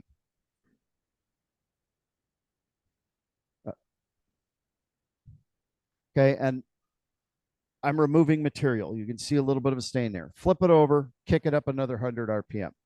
Now you can do this with sanding sealer and you can do it without sanding sealer. I get almost identical results either way. I think it depends on the wood. For a piece of olive, this is olive, sanding sealer wouldn't make much of a difference. Clean part of the paper towel, kick it up another 100 RPM. With this particular sanding paste, in my experience, by the time I'm at 1,000 RPM, it's done its job.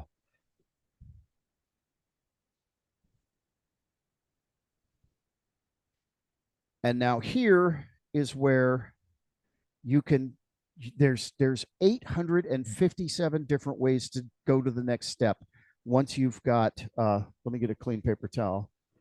Once you've got it to this point.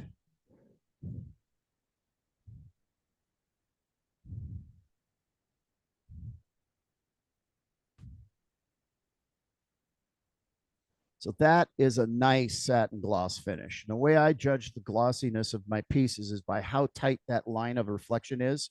The sharper that line is, the glossier my piece is. Now, my process, again, through a lot of trial and error, that is Brad's Workbench sanding paste. It is Brad's Workbench on Etsy. And you can find him on all the places. My process for finishing is from this point, and again, this is a lot of trial and error. I've used a lot of products, and this is what I've just gotten down to resolving what I have found to be the finest finish for me. I do CA finishes. I don't prefer CA finishes. One of the reasons I don't is because wood moves, and I took this to Wilmington with me. It's somewhere over here. Wood moves and CA glue doesn't. And especially if that pen gets used on a daily basis, it's going to expand and contract, but the CA won't, and you can get a crackle. You can get that CA start to break up and crackle and shatter essentially on the surface, and it looks horrible. So I prefer wax polishes. Hang on a second. I also finished my finials this way. I took it to Wilmington with me for my demo. And I have to figure out what box it's in. So what I use is the Hut Perfect Pen Polish System, PPP. Here it is. And these are wax and abrasive sticks. This is the semi-gloss stick. Not sponsored by Hut products. But this is, again, through a lot of trial and error, this is what I found creates the finish that I like the most. It's durable. The pens that I carry, that I made, I use this system exclusively. So this is the semi-gloss. Just put it on, use a paper towel and buff it down. It is removing material. It is still an abrasive.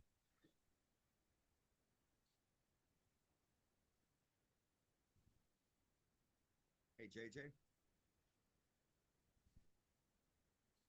You get up to about 1200 RPM.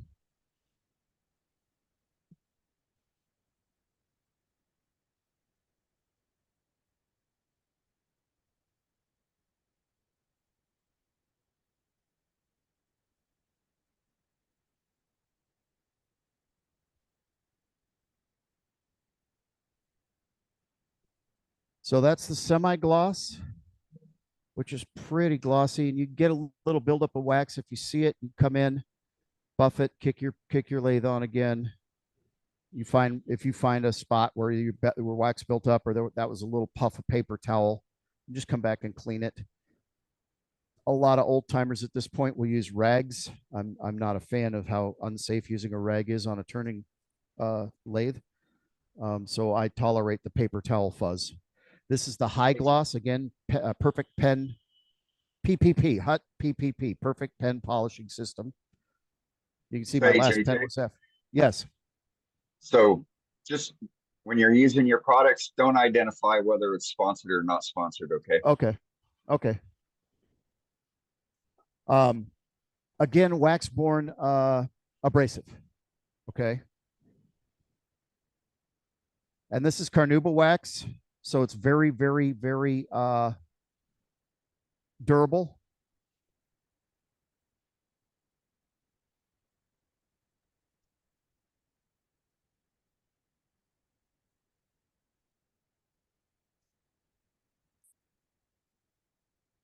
This is their high gloss.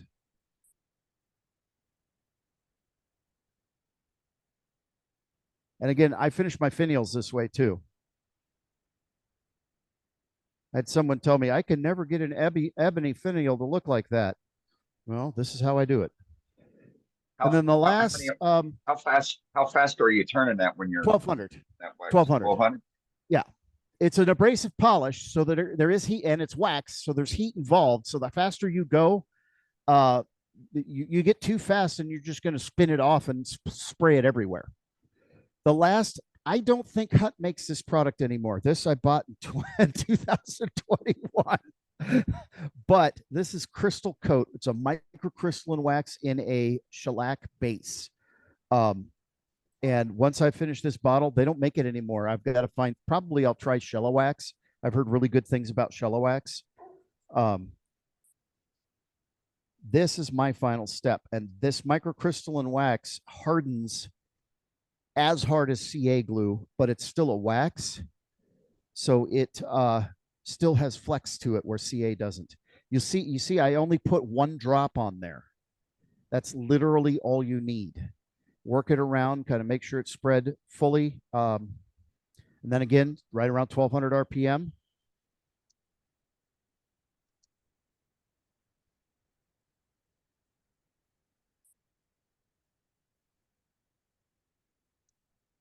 And that, I don't know if you kept track or not, but I went from a kind of a fuzzy reflection line to a nice, sharp, almost laser sharp reflection line.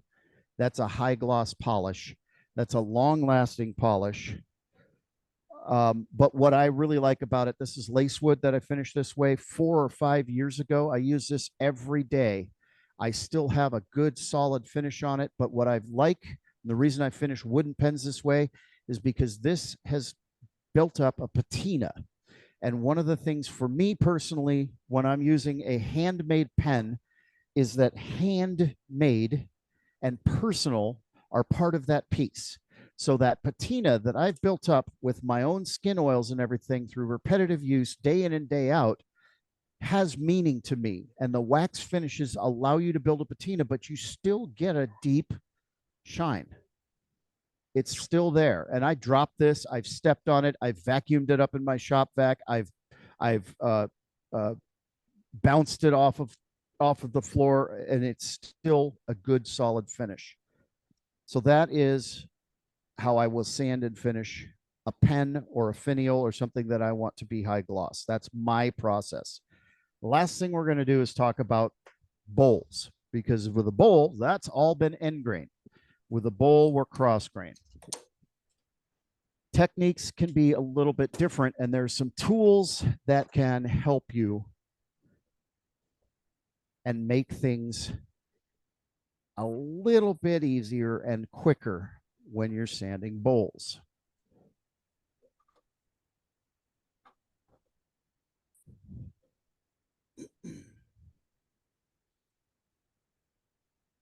Again, because I do reverse the lathe, if the collar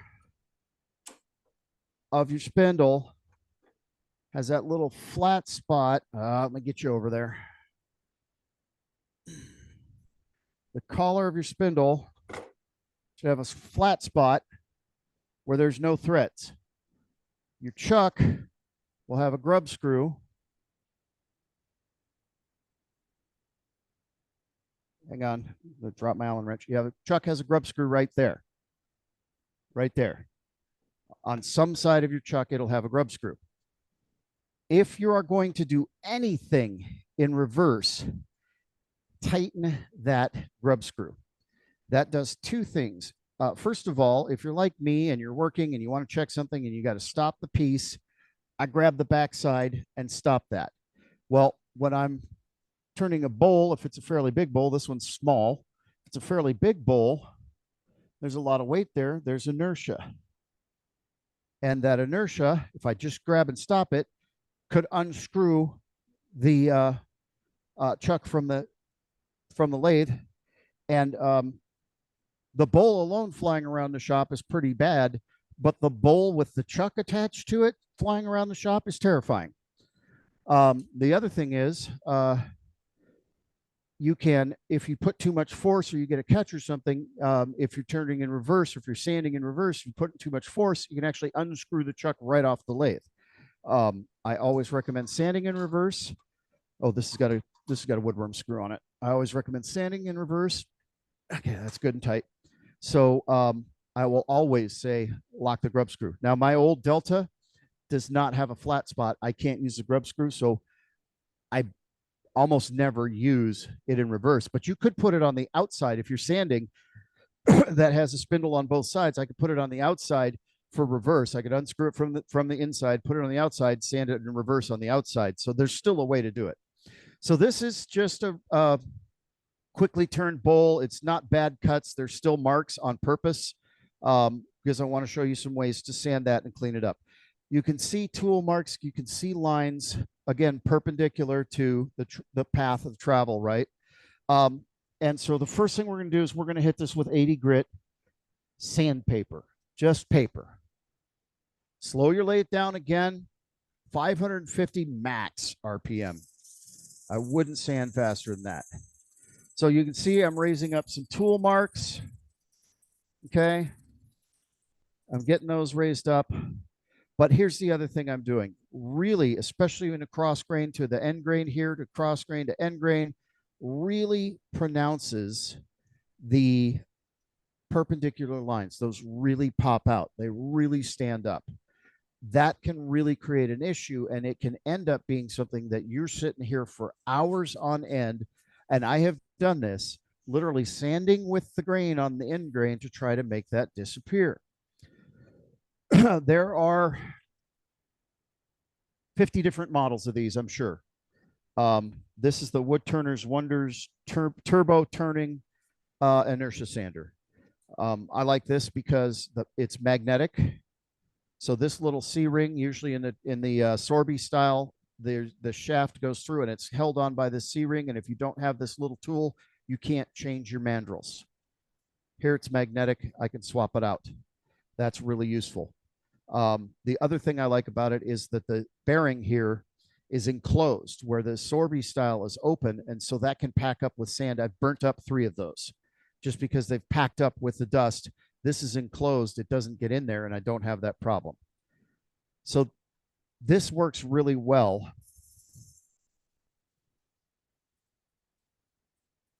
Because it's spinning.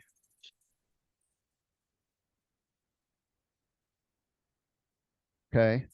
So it's spinning. And so instead of these perpendicular lines, you get a much more random pattern. You're going to get scratches at 80 grit. You're going to get scratches, but they're random. So the eye, again, it begins to be fooled. Here's another thing I like about inertia sanders. If my lathe doesn't reverse, that does not mean I can't sand in reverse, because depending on which side, and let me slow all the way down here. Depending on which side of the sander I put pressure against, I can reverse the sander. Just like that. So if I can't spin the lathe in reverse, I can still sand in the other direction. That's really useful. Here's the other reason I like inertia sanders.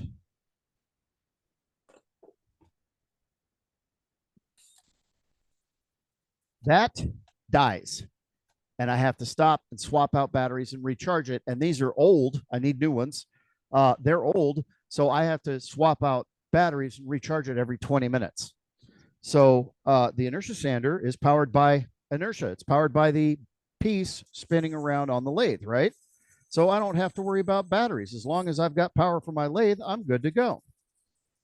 Now, if you can reverse your lathe, absolutely do so. Again, because we want to get both sides of the straw, and now we're working on the ends of the straw.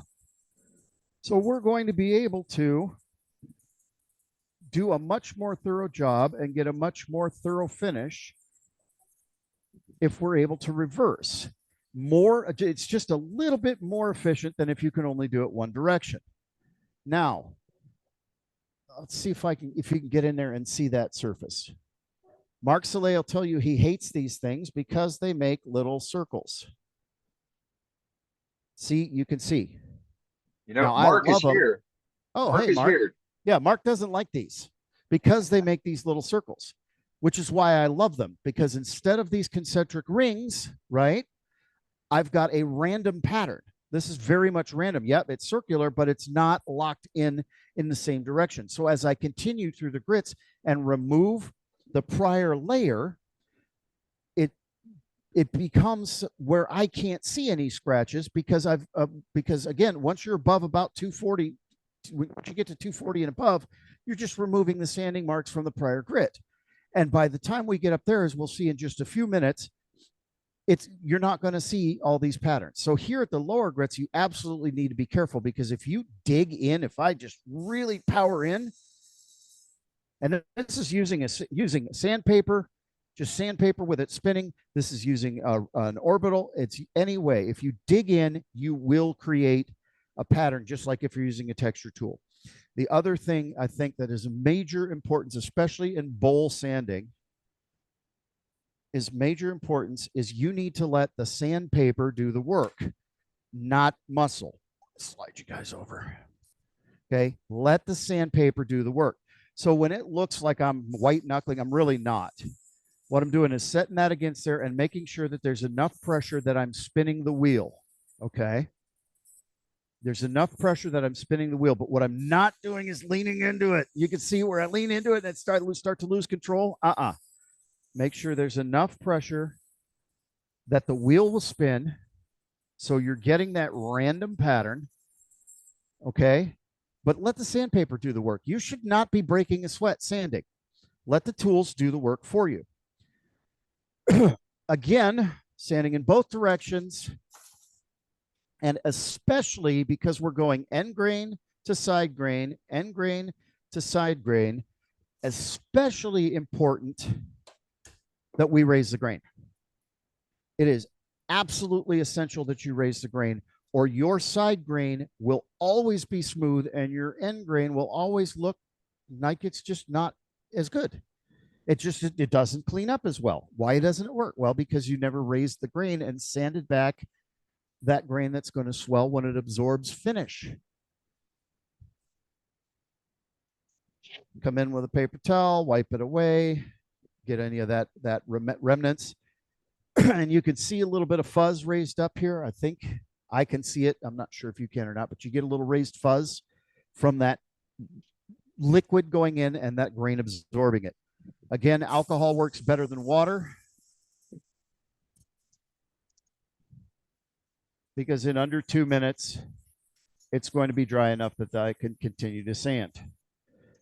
And if it's a little wet, you can add friction, or you can just wet sand it. It's okay. It's not going to hurt anything. That was 180. We'll go to 220. This is where I ran out of the green wave, so I've got Klingspor. Also good paper. Again, I'm just putting enough weight on there, or enough pressure, that I'm getting that inertia. But I'm letting the sandpaper do the work. And likewise, if you're using a drill, if you're power sanding, just put enough pressure in there so that the sandpaper can do the work.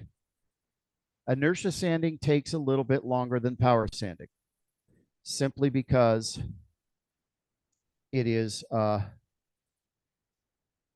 not going to travel faster than the bowl. The sandpaper isn't going to move faster than the bowl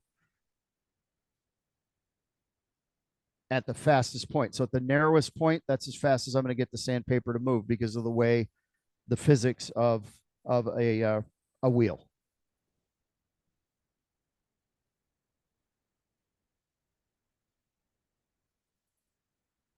Check your surface. Okay, we've got, because I was leaning on it heavy, I do have a lot of these weird orbital scratches. So this is going to take a little bit longer, a little bit more work. And here's where power sanding can give you a little bit of an advantage over inertia. simply because it's moving faster, and you can specifically ensure that you're turning against the grain or against the against the rotation. So if the bowl is turning toward you, you want to make sure that you're in tighten or drill mode. You're turning in the opposite direction. And you see how much dust I'm raising there? I'm really getting a lot off of there. And again, not trying to put a lot of pressure. You want to try to stabilize it, not let it get that bounce. If it does, just pull it away. Approach it again. Pull it away if it starts to bounce on you. Approach it again. But if I sand with the direction of the bowl, I'm barely doing anything, and I really have a hard time controlling it because it's going a little bit faster than the bowl in the same direction. So it's trying to skip forward, make the bowl go faster. If I sand the opposite direction that the bowl is turning, then the grit's actually biting into that wood and actually doing its job. And again, I'm really not putting a lot of pressure on here. I'm just focused on stabilizing it, not letting it get that bounce. And again, both directions. So in this case, in a bowl, sanding it with the power is going to get you a little bit faster than the inertia. And it's just a matter of speed. Oh, I hate sanding. I don't want to be here. This is boring. This will speed you up a little bit.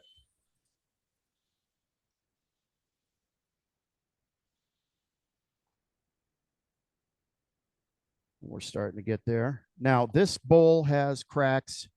I purposely left it there so that we could look at it.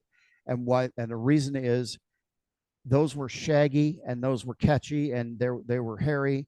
And as you work it, especially in both directions, now I can run my hands over these little cracks.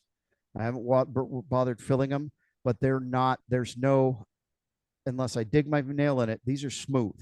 I've sanded both sides, approaching from both directions. So this is no longer a sharp edge. That doesn't seem important until a 9-month-old plays with a wooden bowl and there's a crack in it and their little tiny skin cells catch in there and and their hand gets caught, which you don't think, because we got tough calluses, but a baby doesn't. And a baby could get their fingers cut in this little tiny crack, which doesn't seem like it makes a lot of sense, but I've seen it happen. And I was embarrassed that the poor baby got their hand caught, but I didn't learn how to sand thoroughly. And there was a rough edge there that I couldn't feel, but that little baby sure could. So if you don't feel cracks, and then a lot of my pieces I don't, a lot of pieces of cracks or features, you still want to make sure that those edges are soft and that nobody's going to get caught on them.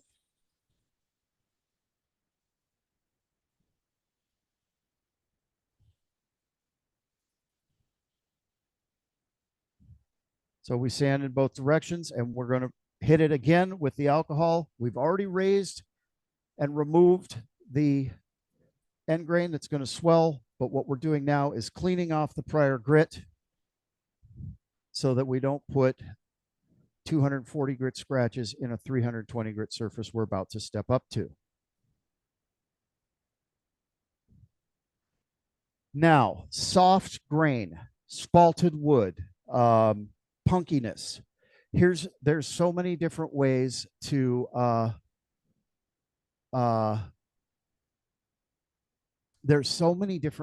deal with this. One that I have found to be most effective, I learned from Captain Eddie. Well, I stole the idea because originally the idea was Obi Shine Juice, which is, here we go. This is some Obi. Ooh, time to make more. I need to throw that away. This is about 2 years old.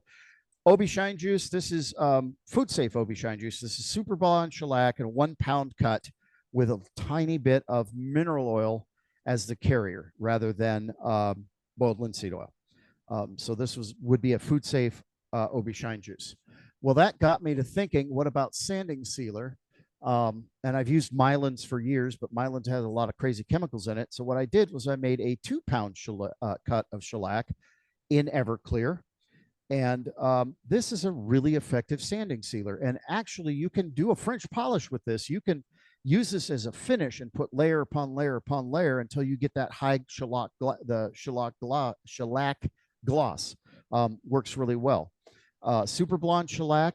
As far as I know, the only place to get clean, non-chemical laden shellac is Old World shellac. I may be wrong. You get the flakes, you mix it yourself. They have a chart on their website that tells you what the cuts are. So it tells you how much shellac per cup of liquid is a cut, which I can't remember off the top of my head, but that works really well as a sanding sealer. And the reason I do that is because it is food safe. Shellac is food safe. Everclear is arguably food safe. It's for consumption. So, and it works really, It really is well. once the alcohol evaporates. Right. Once the alcohol evaporates, it works really, really well.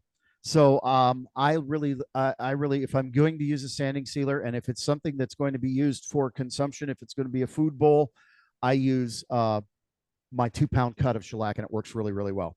320 grit.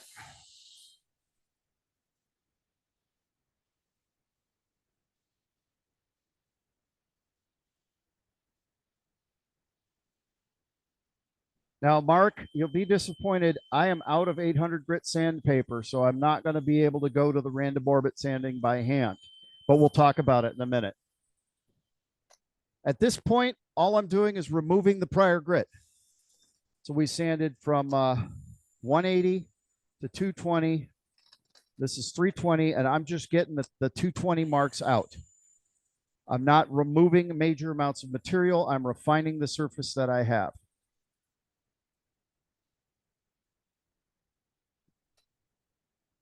And that's really all the more sanding I need to do at 320 grit.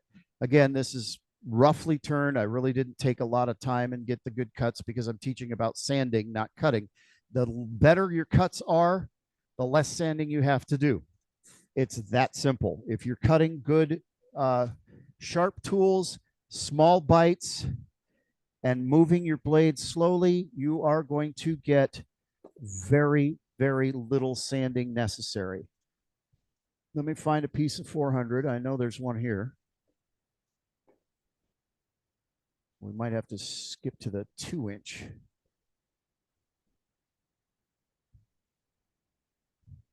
Now, our British brethren, I think it was Wayne Clasper that was talking to us about sanding sealer before, oh, good grief, before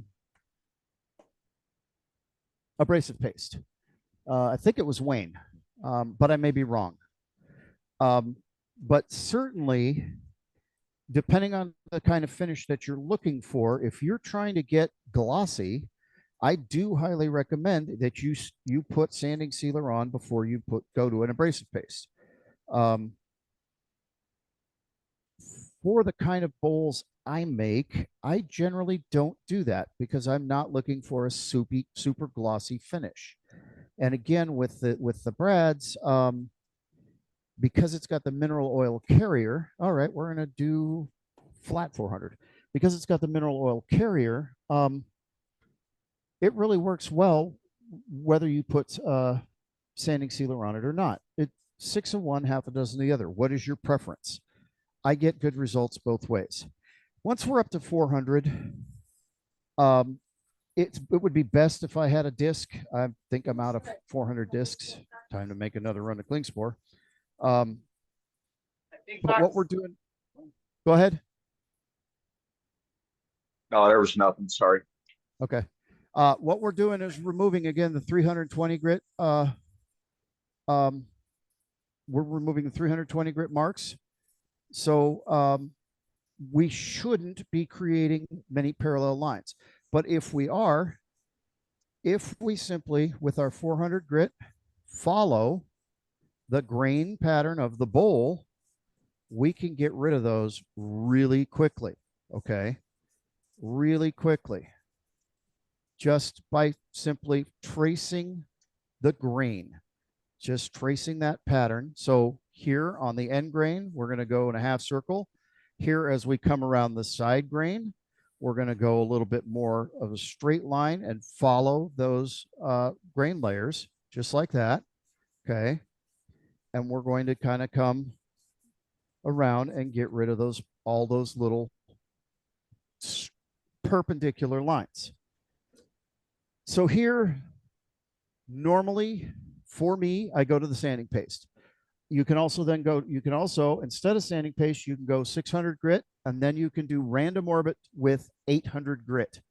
And as Marcus demonstrated many a time, the random orbit pattern, meaning you just take it with your hand and make little circles randomly, a random orbital pattern.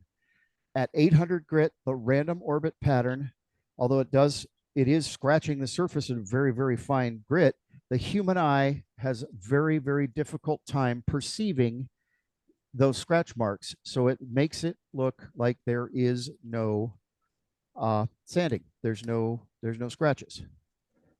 It works. Try it. It actually works. I usually go to the sanding paste. Again, you can sanding seal, you cannot sanding seal. That's entirely up to you.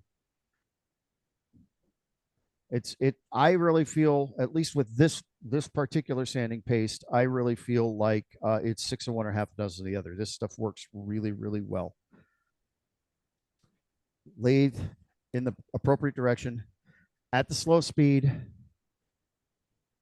and just using the wet side of the paper towel, which you just used to rub it in, just make sure you smooth it out. And as far as I know, this is the same process with any sanding paste. Kick it up another 100 RPM. Clean part of the paper towel.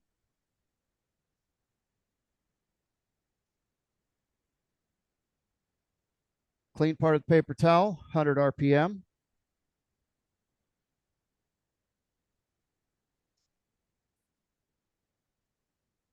And I hope you can see that we're already starting to get reflection. Yeah, let me see where you can start to see the reflection of the paper towel. That surface is getting nice and smooth. Another 100 RPM.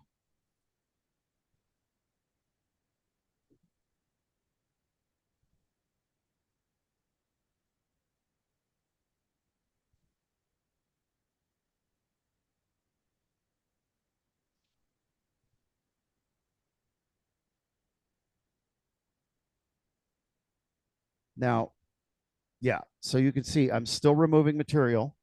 So I want to clean part of the paper towel, kick it up another 100 RPM, and I'm just going to rinse and repeat till that paper towel comes away clean.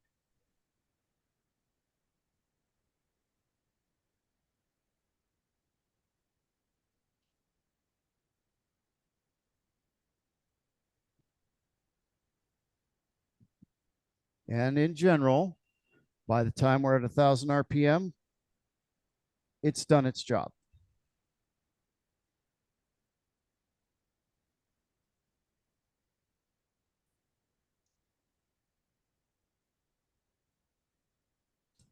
Now, that does have a mineral oil carrier. So there is a very fine coat of mineral oil in there. Okay. They all, Leonard, they all leave fuzz, but the blue shop towels are the best I've found.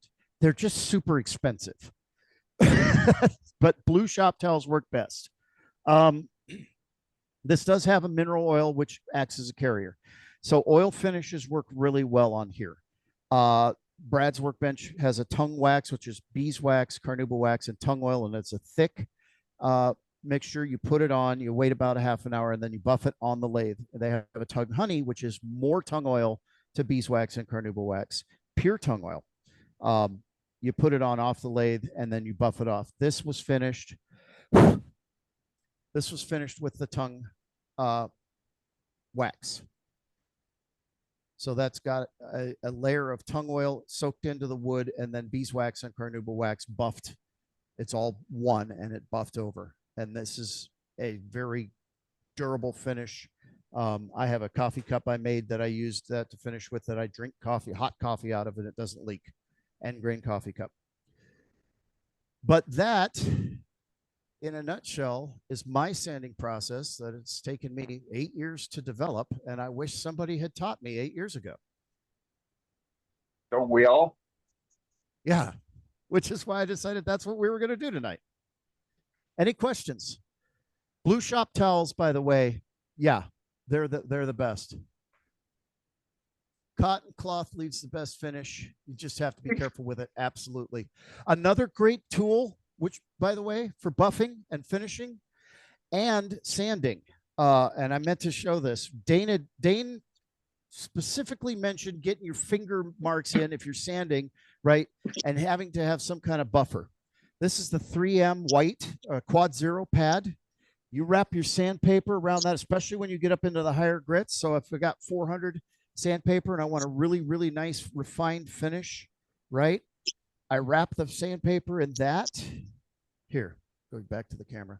I wrap the sandpaper in that and I hold that. And so I have a buff, a pad, my fingers indentions not going to get into that surface. This works really, really well.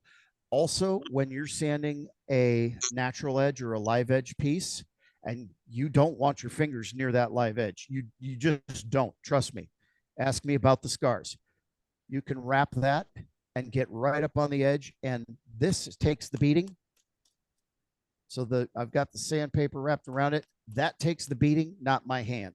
Another thing you can do, especially if you got to get into close spots or something, is if you have these little sanding mandrels, 2-inch or 3-inch, as you can put the sandpaper on that. There's no rule that says you can't hold it by hand and work into those little spots.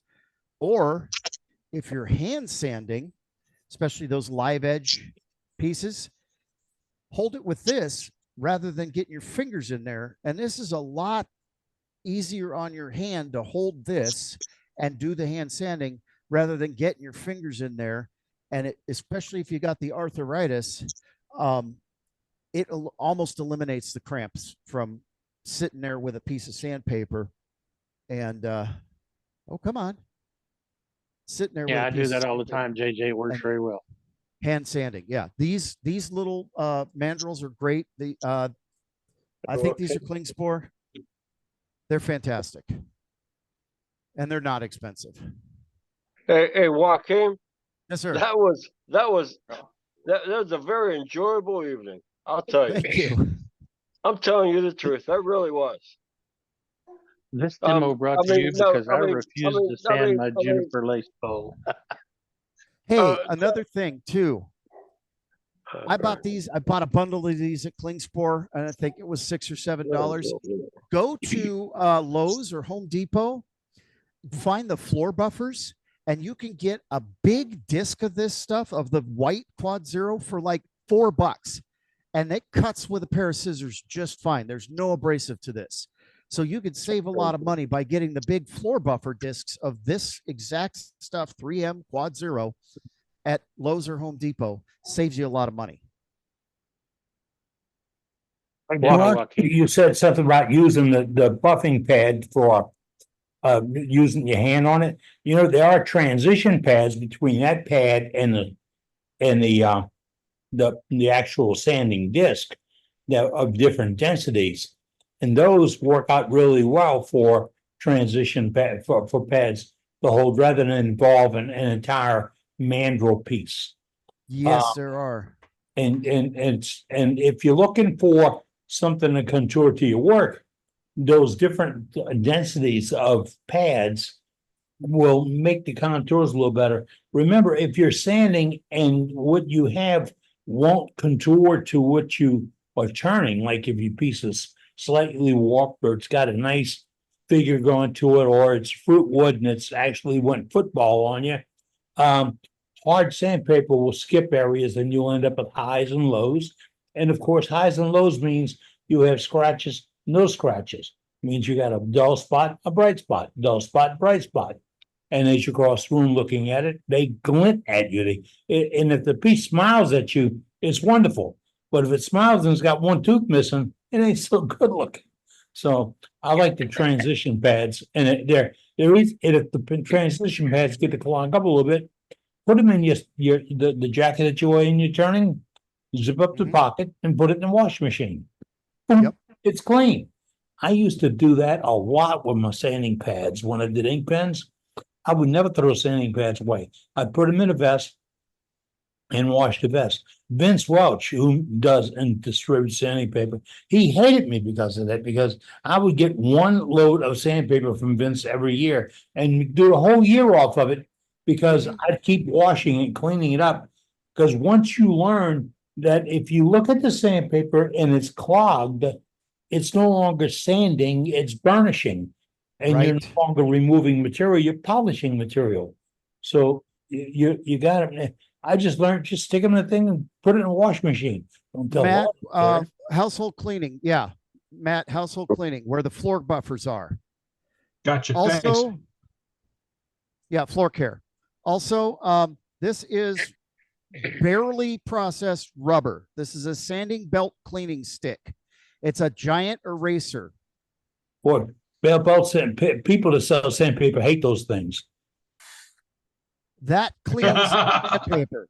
Yeah, That- only the people that sell sandpaper hate them. Yeah, Show it that again. cleans sandpaper. Show it again. It's just this I got on Amazon. I think it was $4 or $5. It is Right. a 2x2x12 belt cleaning stick. It's just raw rubber.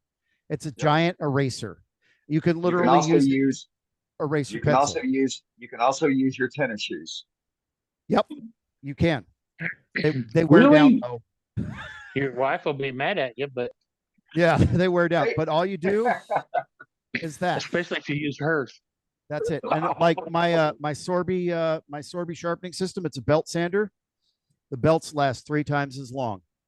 I Indeed. use that on my drum sander, on my belt sander. I use it on I everything. have a smaller one. Yeah, I have a I small use one my, I attached use, to a stick. I use mine on the disc sander and the belt sander too. Yep. Yeah, I have a buddy who has a surface sander, a surfacer that he uses instead of his planer, and he probably saves $60 or $70 a month because he has a Yeah. eraser stick. Oh, It's yeah. just- it's a great tool. Just clean the eraser off. If it loads up with the eraser, clean the eraser off. Yeah. 'Cause Yes. all you do is butt that into the wood.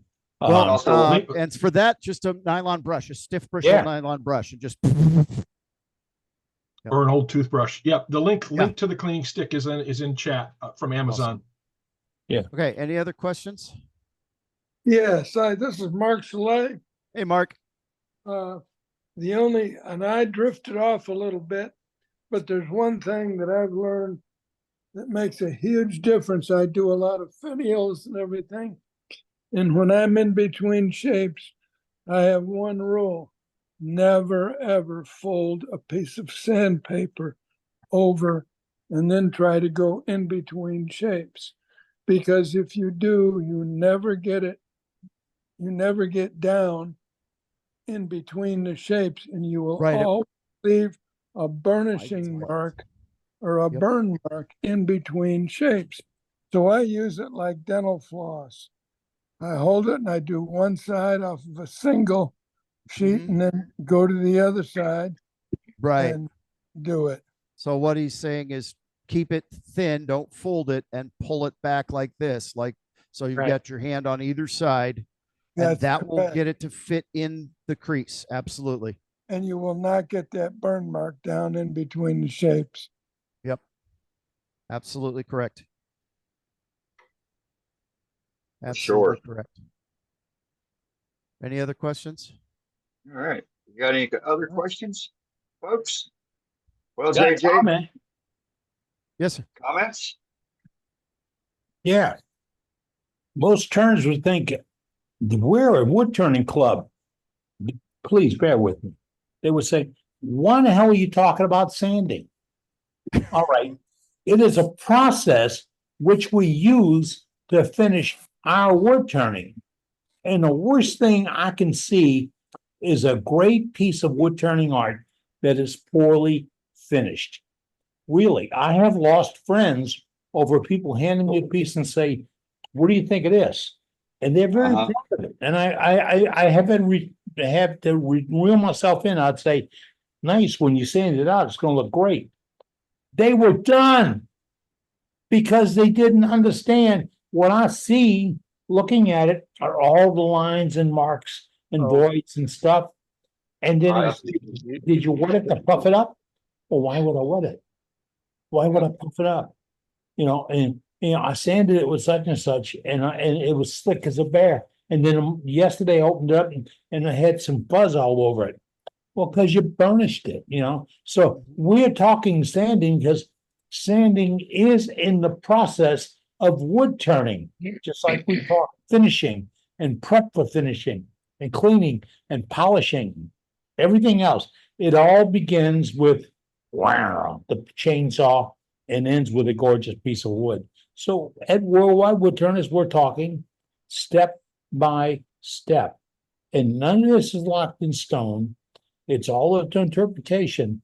But what we had tonight with JJ, he explained the basics. I love this. When you can sit down and talk about it and be real about it and understand it, like Mark said, don't fold that paper over. I want you to fold the paper over. I really do. And then take it and brush it against the side of your face. Right there. Nice tender part of your face. Well, except for Billy. He didn't have any tender parts up there. But brush it right there. And feel how hard that is when it goes across your face. And tomorrow we'll fill the red marks. Then just take the regular edge of paper and do the same thing. When you fold it over, thank you, Mark. You see, genius comes at us in different ways. When you fold it over, you fractured it and you created knives, little knives. And that's what's happening. Those little knives are digging in there. And once they dig in and low down, then that knife is now not cutting, it's burnishing. You got to understand where his wisdom comes from. His wisdom comes from practicing and being there. And he's right on the money. And don't think you're going to be wasting materials. Somebody sets up blue paper towels. And you waste blue paper towels. I get blue paper towels, but I've never used a full-size blue paper towel in my shop. I immediately take it to the bandsaw. Thank God for bandsaws. And I cut it in maybe a 2 or 3 inch roll, right on down the line. That's all I ever need. If I need more than that, I'm doing something wrong. But my final pass is not going to be a white towel because I want the lint. It'll be a blue paper towel, and it holds fluids better, buffs off better for polishing and waxing and applying and all that. And it's not a waste. I went to Trout's demonstration at SWAT maybe 15 years ago, where we were showing C8 on turning a bowl. And a bunch of jaybirds in the front row were mocking his demonstration. A bunch of club members who just were pissy, pardon the term. But and the guy said, look, how many rolls of paper towel are you going to waste on that thing? What they didn't realize is he was, for demonstration's sake, he wasn't using a strip. He was breaking a piece over and folding it up and doing it. But when you look at your own shop, a 2 inch wide roll folded over would do the same thing that the full sheet rolled over. It's go practical on it. Think about what's getting used and what's getting tossed. And actually, what is your end product going to be? So we're showing you all the variations. This is awesome for us. This is why we get together. This is why we were formed. You get the opinion of 100 woodturners sitting here this week, and then even more about how to turn and come up with ideas. It's all about it. Hey, while I got you here, folks, and you're still all around, I got to tell you about something.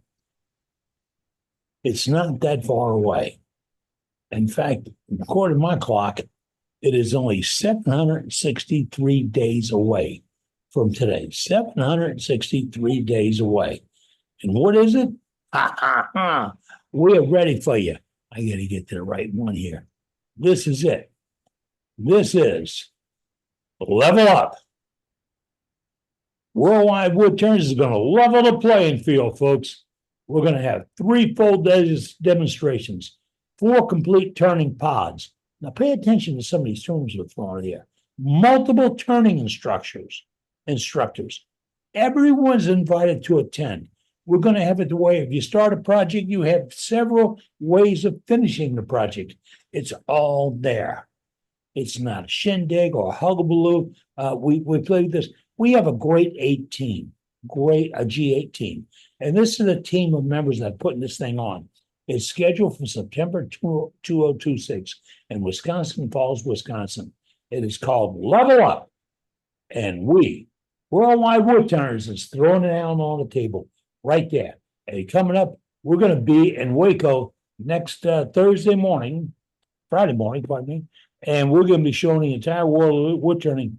We mean what we say. We're there, we're ready. And I'm so excited about this. It's unbelievable. I mean, y'all got me worked.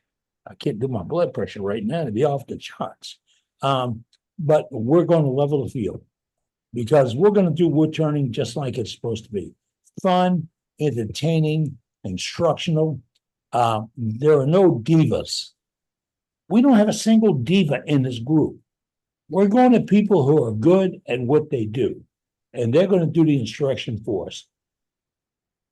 If you got something particular you like, beginning next week, we're going to have an address that you'll be able to see right here that you can send your questions, comments, ideas, suggestions, whatever, to Level Up. Yeah, you see, this is your wood turning club. And as much as we say, that's how much we believe it. It is yours. There's nothing set in stone. There's nobody going to say, oh, we can't afford to do that. We can't afford to do anything. We don't have any money.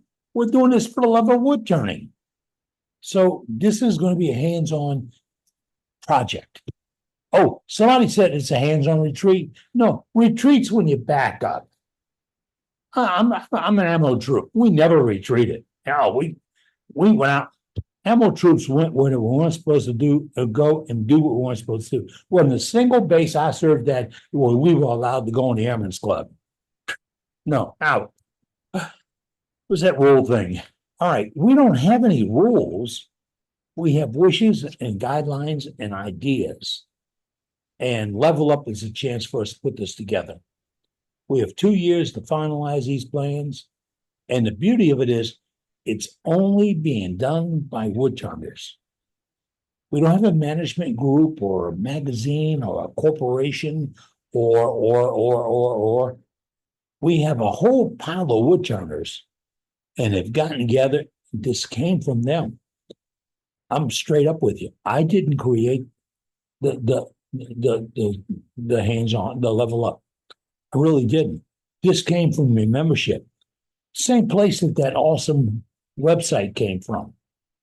Do you know we have the world's greatest website dealing with wood turning? The world's greatest website dealing with wood turning. I challenge you. Is there another one anywhere? No. It happened for the level of wood turning.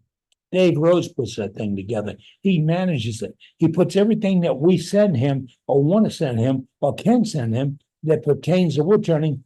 Dave Rose take care. Then the newsletter. JJ. Joaquin takes what we send him and makes it into a world-class newsletter. Not just once a month, not occasionally.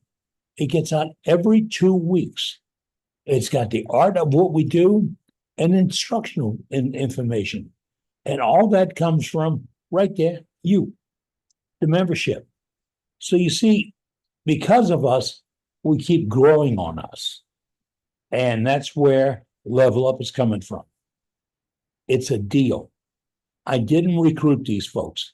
I didn't recruit Dane. I didn't recruit Mark or Matt or Billy or Duxbury or anybody else. I didn't recruit any of these people. They all came aboard for the love of wood turning. And they all came aboard because we love it. And I tell you what, it's a moving experience, folks. You have to be part of it. There's plenty of room at the table.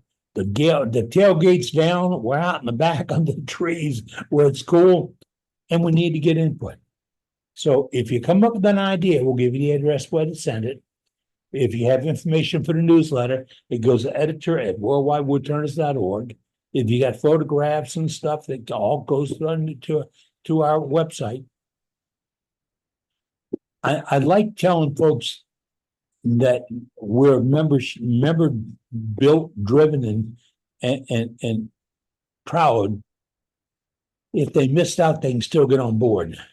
We're so non-exclusive that everybody everywhere can be a member of this club. and it's all free. That's the beauty. That is the beauty. We're clicking along without a nickel in our pocket. And I tell you the truth, that's got to be killing some people, because there's people that believe we have to relate this to making money. No, I can't wait the next week when I can bump elbows with Billy Burton, Jim Duxbury, and Joaquin and Scott Hampton and all these other folks. I can't wait to actually shake their hand and say, "Hey, good morning. How are you? When you get your haircut?" You know, it's stuff like that. You know, it's a family at SWAT, and that's what SWAT is. SWAT is a family event with family you like. I've been saying it for 15 years. When a lady asked me at SWAT 15 years ago or more to bring in my woodturners, and I can't remember her name. She was the president the year I was there, one of the years I was there. And I brought it back to my club. And a guy that represents that club in SWAT at this time said, "Why would we bother to belong to that?" That was the deal. Why would we bother to belong to that? And I thought, why would you miss the opportunity to socialize with woodturners on that kind of scale with what they bring? They're not a corporation. They're not a company. They're not married to anything. They get together each year for the love of wood turning. And when you go there, if you don't pick up something, I don't mean buy something. If you don't gain something from there, you probably should have a toe tag on, because it's awesome to hang with other wood turners and absorb from them what goes on, what they come up with, how they get around things. The gallery is awesome. You're going to see some of Billy's bird. He put it on Facebook today. Some items he's going to post up there. He's going to cover the gamut. He really is. He's going to put up a whole lot of things, and so a lot of you other guys. It's going to give you an opportunity to drool a little bit. I warn you now, if you're going to take photographs, bring extra SD cards for your camera, or be ready to unload them to the cloud, or do something else. You don't want to be stopped because, oh, I can't take any more pictures. Nope. And you got to block time out for that. Get away from the vendors. Vendors, they'll get to you. But get some time in the gallery and make sure you see that artwork that's created by your wood turners, by all the wood turners there. It is really fascinating. And you'll see some really strange things. Really. I mean, strange. But it's created by wood turners for wood turners. So, all right. Well, I had to jump up on a soapbox when I had a second. Remember, level up. September 2026. That's what the committee came up with this week. You can help. You can be part of it. All I keep saying is, it is your wood turning club. I mean it from my heart. Y'all know I do. And I am such a proud member of this thing. Such a proud member of it. All right. If you have a gallery item tonight, put in chat that I have something to show. Put in chat and say, I'd like to show something, and we'll get to you and show in the gallery. Oh, if you're going to SWAT and you like to turn pens, or if you're a pretty good turner, you can always volunteer. Down the main floor, second floor, is where the main conference rooms are, and most of the gallery, and the gallery and all that is. But down at the bottom of the escalator is 4 areas where they turn pens. And this is where anybody walking in the door can purchase a pen kit for practically nothing and turn a pen. I brought guests there before that never even thought about turning, and they've come home with a pen. If you can volunteer to help those folks, please go and give an hour. Give them a little bit of time. Share some ideas. Share the knowledge that you have. Spend some time with a future wood turner. It's right there. And anytime you want to see or try something at SWAT, you see, they're operated by wood turners also. So they don't have all those, oh, you can't do that. Don't disturb that guy. Don't do this. Don't do that. It isn't like that. It's like he's the turner. Go talk to him. He's another buddy. You sit down at a table. Oh, lunch is provided in your ticket. You sit at a table with a bunch of maniac wood turners, and everyone's going to buy a little more than the other guy. And it's really good food. I've been told by my caretaker, nurse wife, that I'm bringing my sandwiches. But you can sit there with these folks and socialize with them and get and suck information out of them. And it's everybody, demonstrators, vendors, turners, visitors, everybody that's there. It's a family reunion with family you really do like. So with that, I'm going to pop out of here for a little bit, and we're going to go to gallery and see who's got what's going on. I'm looking forward to it next week. I want you to, if you can't be there, we'll be talking to you. We will put up some videos on Zoom next week from our visits and our gatherings, and maybe some secret messages and all that stuff. Okay, who's got gallery? Speak up, folks. Matt, who we got? First one on my list is Jim Duxbury. Uh-oh. Hey, well, come on. Head on that guy. Yeah. Hey, first thing I'm looking forward to SWAT. We're all packed. Rita's got things all in the suitcase. She's always prepared. Anyway, I've been making more tea lights. These are little lights with you put oil in here. It comes with a little funnel. So you can put oil in here. And they're kind of neat. You fill it with kerosene or fuel oil. What is it? Lamp oil. But anyway, it's got texturing. And another one similar. Nice, Jim. This one's similar. It's got texturing around the bottom. Beautiful. And Cool. they're fun to make. People love them. I love them. We used to use them a lot. Matt started this. Pepper shakers or salt shakers. This is ergonomic, so you can get a hold of it and shake the daylights out of it, okay? Yeah. Anyway, it's got the funnel in the bottom. And these are kind of fun. I've got a lot of interest. A lot of people like them. I put a neck on this so you can grab it to shake it. I would shake it, but it really does come out. Dane was right on the hole. I think 332, wasn't it, Dane? Yes, 332. 332. 337. Yeah.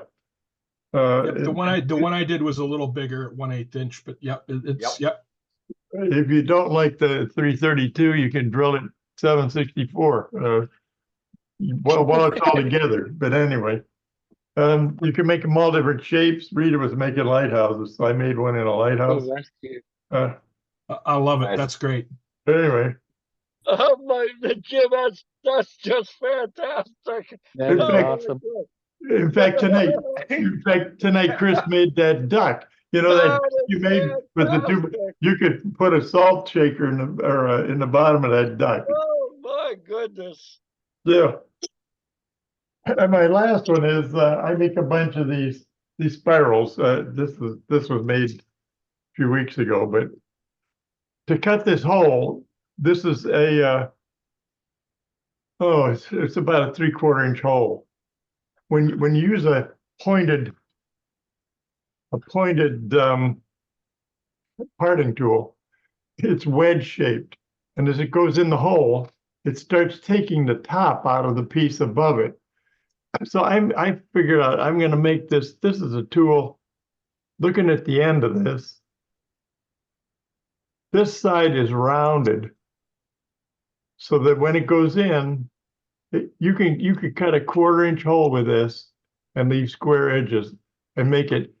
This is the depth I usually use. It's a little over 3/16 of an inch. So that shoulder is the depth that I need.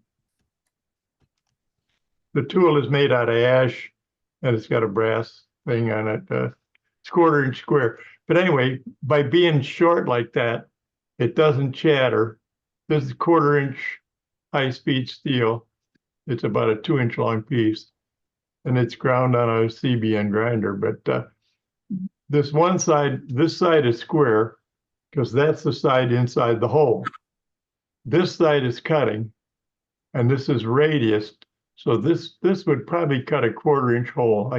I can't show that real close, I don't think. Yeah, you can. Yeah, we can see it. Yeah, see you can it? see it. Oh yeah, looks great on my Oh. cell phone camera. Anyway, that radius makes the whole thing work, and it goes right down inside there. It just leaves in a regular parting tool takes the top edge out of this when you start going in here because it's wedge shaped. Okay. Right. Very nice, Jim. Then I made some more of these. These are necklaces. I'll show you how to make these at SWAT. Cool. Beautiful. Here again, when I first started, the fan was going the other way. And I figured out on the lathe, this thing's turning this way. And when you start to cut here and try to end up there, when you start to cut from out here and try to end up over here, it's hard to do. By making the fan go the other way, you do get smart after a while. You start here and you come out here. And if you want to make these fans the other way, you anchor your chuck, you put screws in your chuck and turn your lathe on reverse. And then you go from here the other way around. Those ideas have been like so really inspiring, man. That Jim, I'm telling you. Well, I'll tell you, I learned the hard way sometimes. That's a lot of ideas.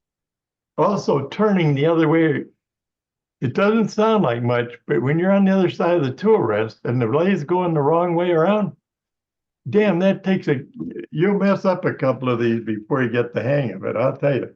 It sounds real easy, but doggone, it's a different feeling. Anyway, that's what I've been doing. Just Thank you, what Jim. I've been doing. Listen to him.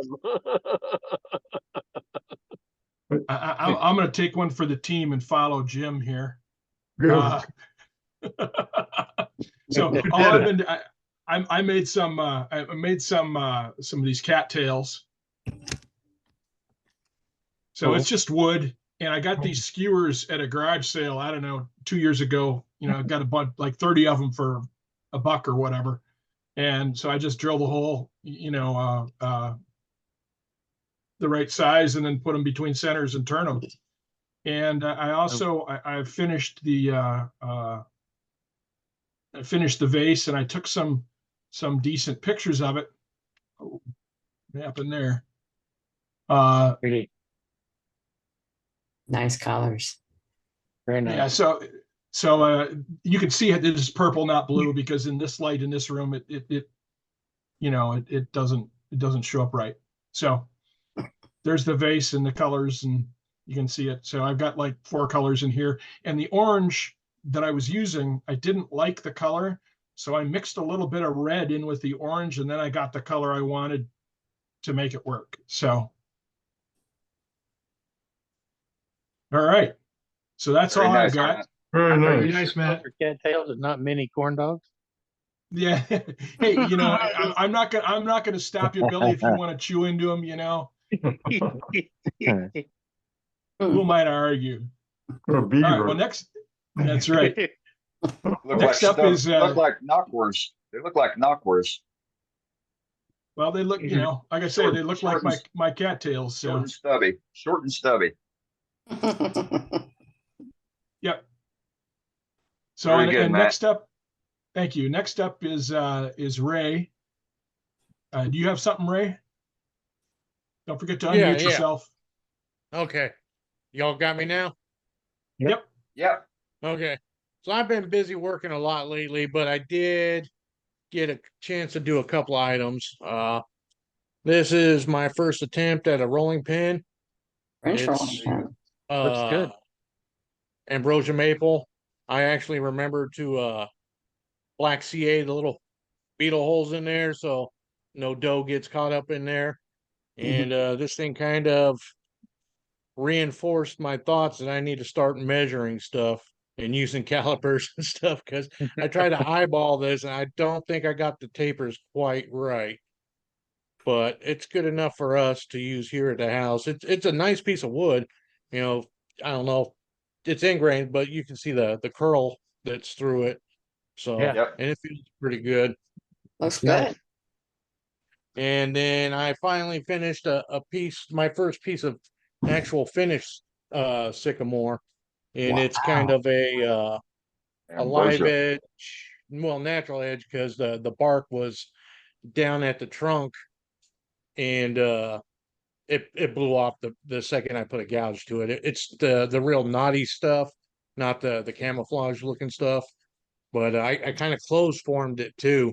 You know, you can kind of, and so it's got that ambrosia, and I never seen that in sycamore before. I thought it was pretty Hey, cool. I'll tell you what. Yeah, leave it right there. No, bring it back. Bring it back a little bit. No, not back. Twist your arm to the left. To the other left. I'm sorry. Yeah, right there. No. I want to see the shape. I want to see the shape. Yeah, that's really pretty, man. I like how Very nice, Ray. you went inside there. My good. Thank you. Very Looks nice. great, Ray. You can send me some of that wood too, or set some of that aside and bring it up to the level up meeting, and Yeah, I'll take it off yeah, the for hands sure. up there. That'd be great. I've got a couple of pieces that are almost like blocky, that, you know, spindle orientation, that have some of that ambrosia in it too. Hmm. Cool. Right Is that on. it? Is that it, Ray? Yeah, Anything else, I Ray? only got 2 pieces in this week. Cool. Next up is Roger. Hello, Hey, Roger. Roger. Wow. I'm Here we go here. again. Yeah, Zoom is messing with us, guys. Yeah.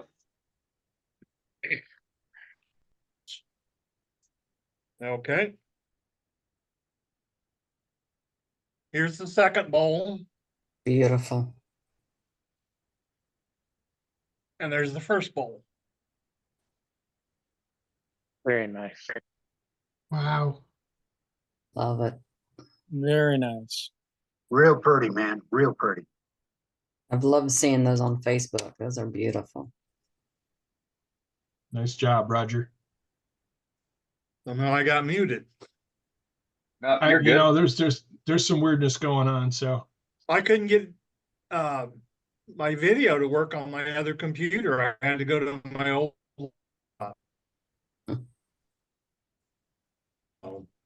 well, those are very nice, But Roger. this is just finished with, it's got 1 coat of tongue oil on it. This one has 1 coat of brush lacquer on it. I have a question, Roger. In the lighter colored one, are the Yeah. darker pieces end grain or long grain? They are the same grain all the way around. So each piece is set the same way. It's cut differently depending upon how the piece is.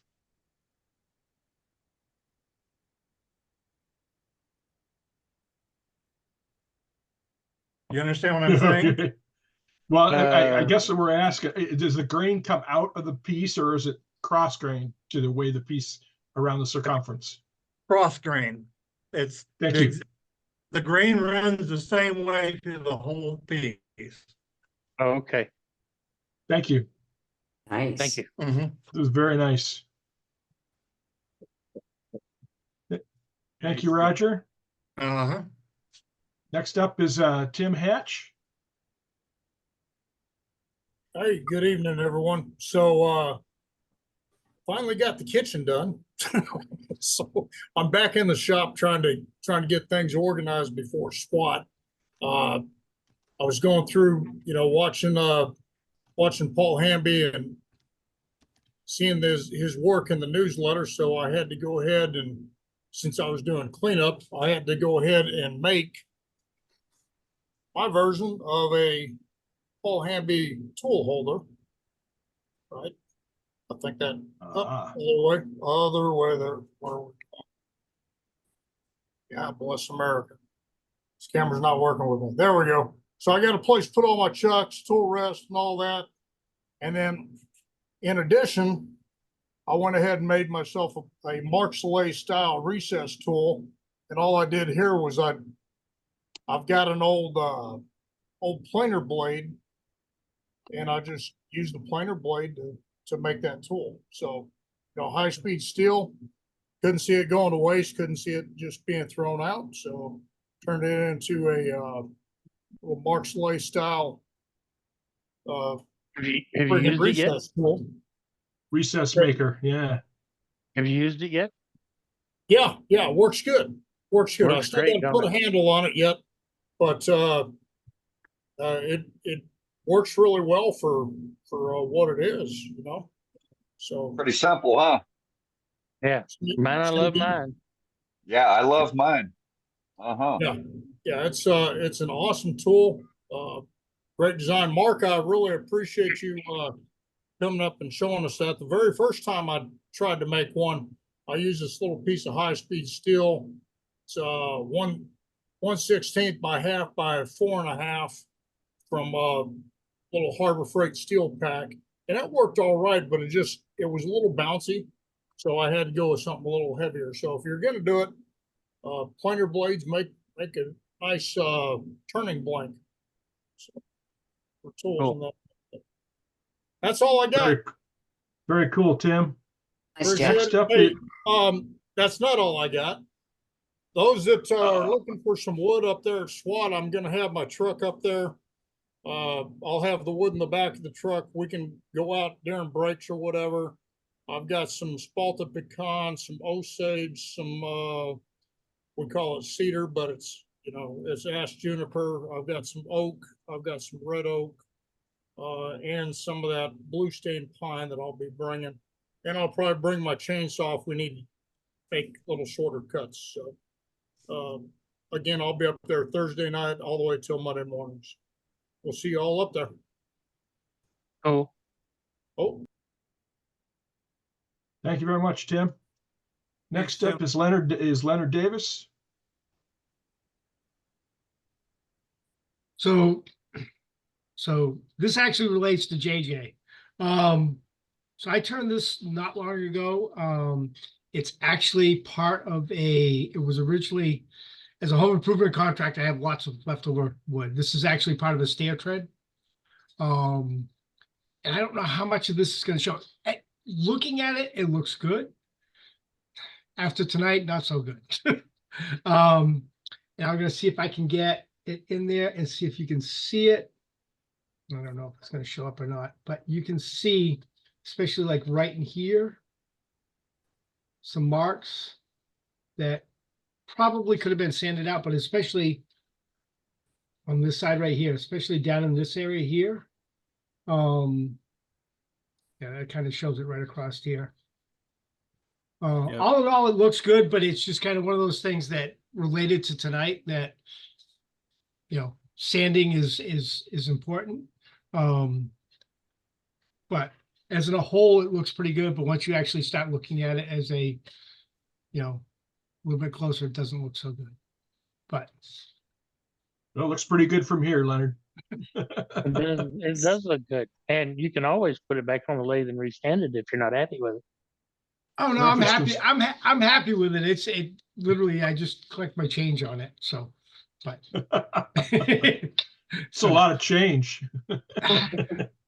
Well, I get customers who pay in cash, and so when I spend money, I just, when I spend local, I use cash. So Gotcha. But that's all I got. So very cool. Thanks, Leonard. Next up is Mark Soleil. Okay. what I have is, somebody's gonna have to, how do I screen share? Do I just tap and, Yeah, what you have to do is you have to have it loaded up already. Typically, so what you'll do is you push the screen share button and then it'll give you an option of which window to pick, and you pick the window you want to show. So you load up whatever you want to share and then you click the screen share button and go to it.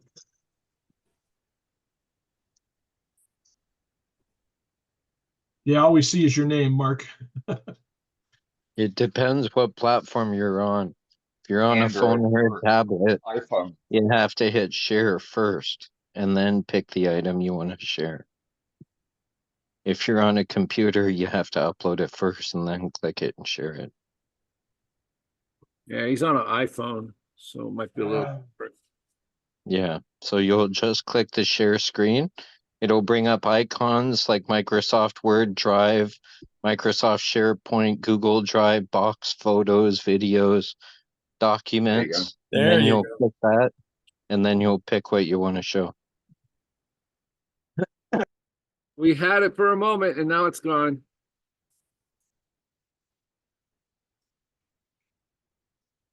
I know how this feels. Yeah. Okay, he's gonna try it again. Everybody look real quick, because it might go really fast. That is cool. Beautiful. Yep, it's gonna disappear. There it went. I think he's got a slideshow going and it's not sticking to the photos. It's a beautiful piece. You just got to leave it on the photo. Yeah, I think it's moving through like a slideshow or something, and that's what's controlling it. There. And if it's small on the viewer's screen, you can pinch the screen to zoom in. Look Very at nice. that wood grain. Oh my god. Beautiful. Oh wow. Mark is Rain for days. Buckeye Burl. Buckeye Burl. That's what I was gonna say. Yeah. And Blackwood. Very nice. That's a nice piece. Very nice piece. Gorgeous. Yeah, I don't think you thought that.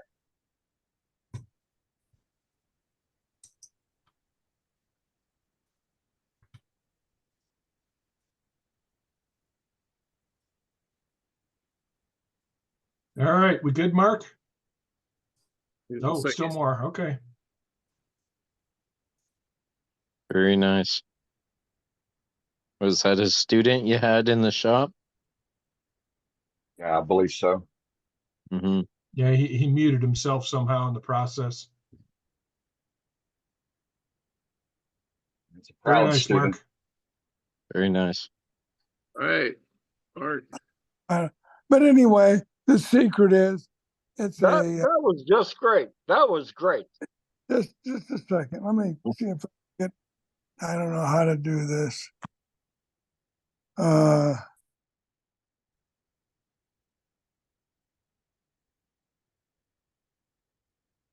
Hey, Mark, I got a question on your finial. He's muted now. Uh-oh, he's back to showing again. Come back to us, Mark. I got him. Mark, you need to turn your video back on. Now turn off the share screen at the top of your screen. I keep doing that. You need to turn your video on, Mark. Unmute. And unmute. He's pecking on the. Doggone it. Stop it. Should we move on?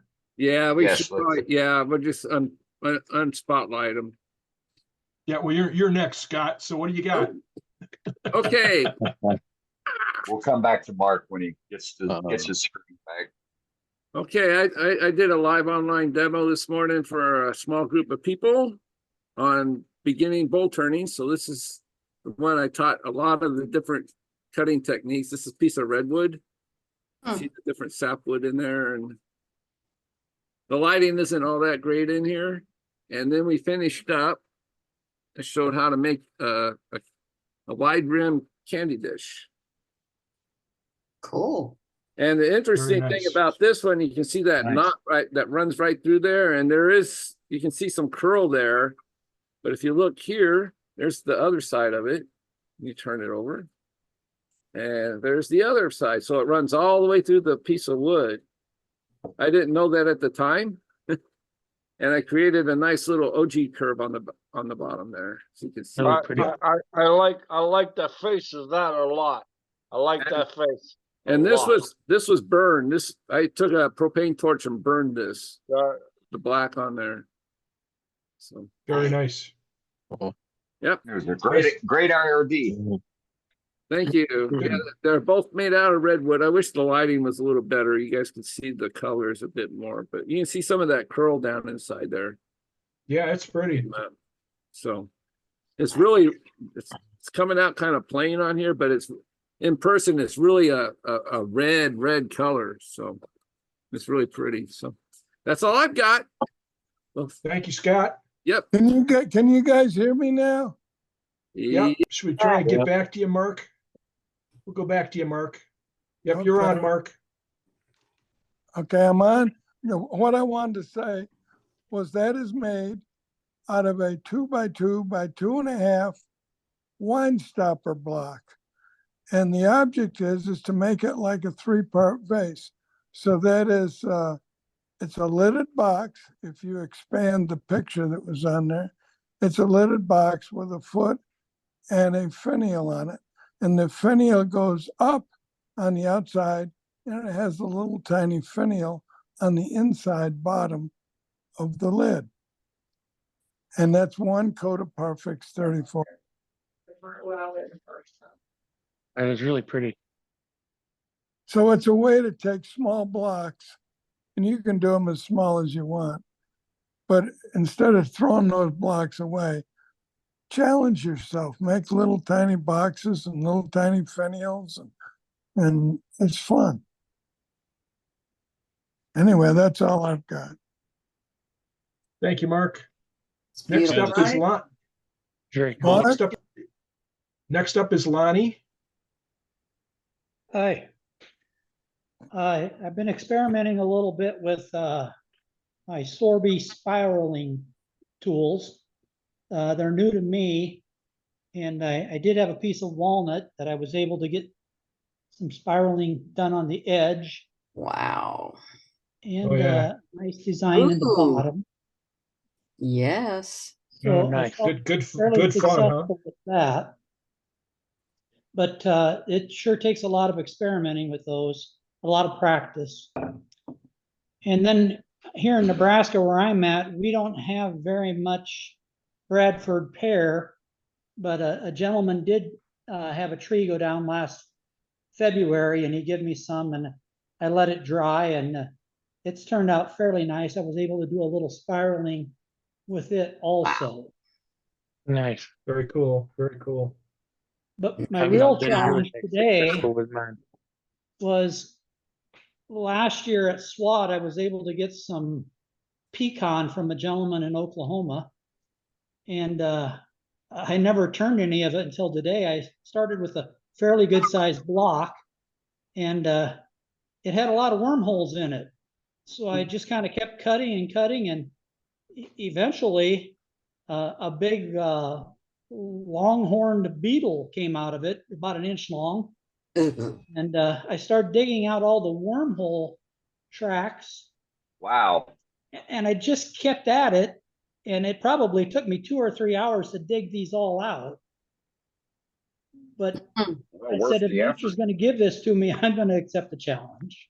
Yes. Yeah, I love it. It's not real big. It's only probably 5 by 2.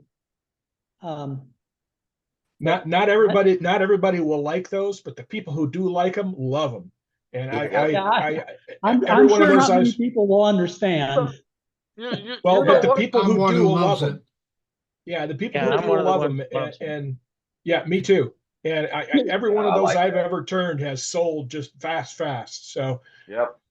they're great. They're great character pieces. Yes. So That's all I have. First time I've ever showed anything, so thought I'd. You know jump in. what? Yes, A- a welcome to the chal- group. A challenge. I always love a challenge like that. You know what the wood is, and you know what you want to try to get to. You know, Yeah. I mean, that is a really nice piece. You knew already what you had, and you know you didn't go beyond your means because it would have exploded. Yep, excellent. Well done. That's all I got. I have Thanks, to tell you, Lonnie. Lonnie, I've got a pecan tree and then we get those bugs. And I thought, I tried microwaving them, I tried freezing them, I did all kinds of things. I put them in a bucket of water for 3 days. You know, that bugger can hold his breath for 4 days or something. Kept walking out of there just like it was yesterday. Oh That my one. God. So when Lonnie, you're, I- your Lonnie, I- pecan tree, do they all have these bugs in them? Because I'm just starting on probably a half a pickup load. I'm hoping they don't all have this infestation. Well, I don't know.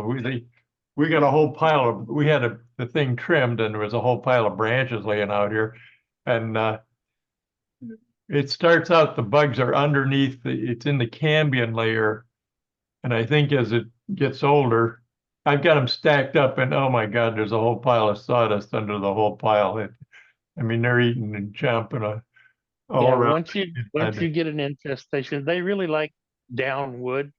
And Yeah. once you get an infestation of those longhorn borers, it's all but impossible to get rid of them.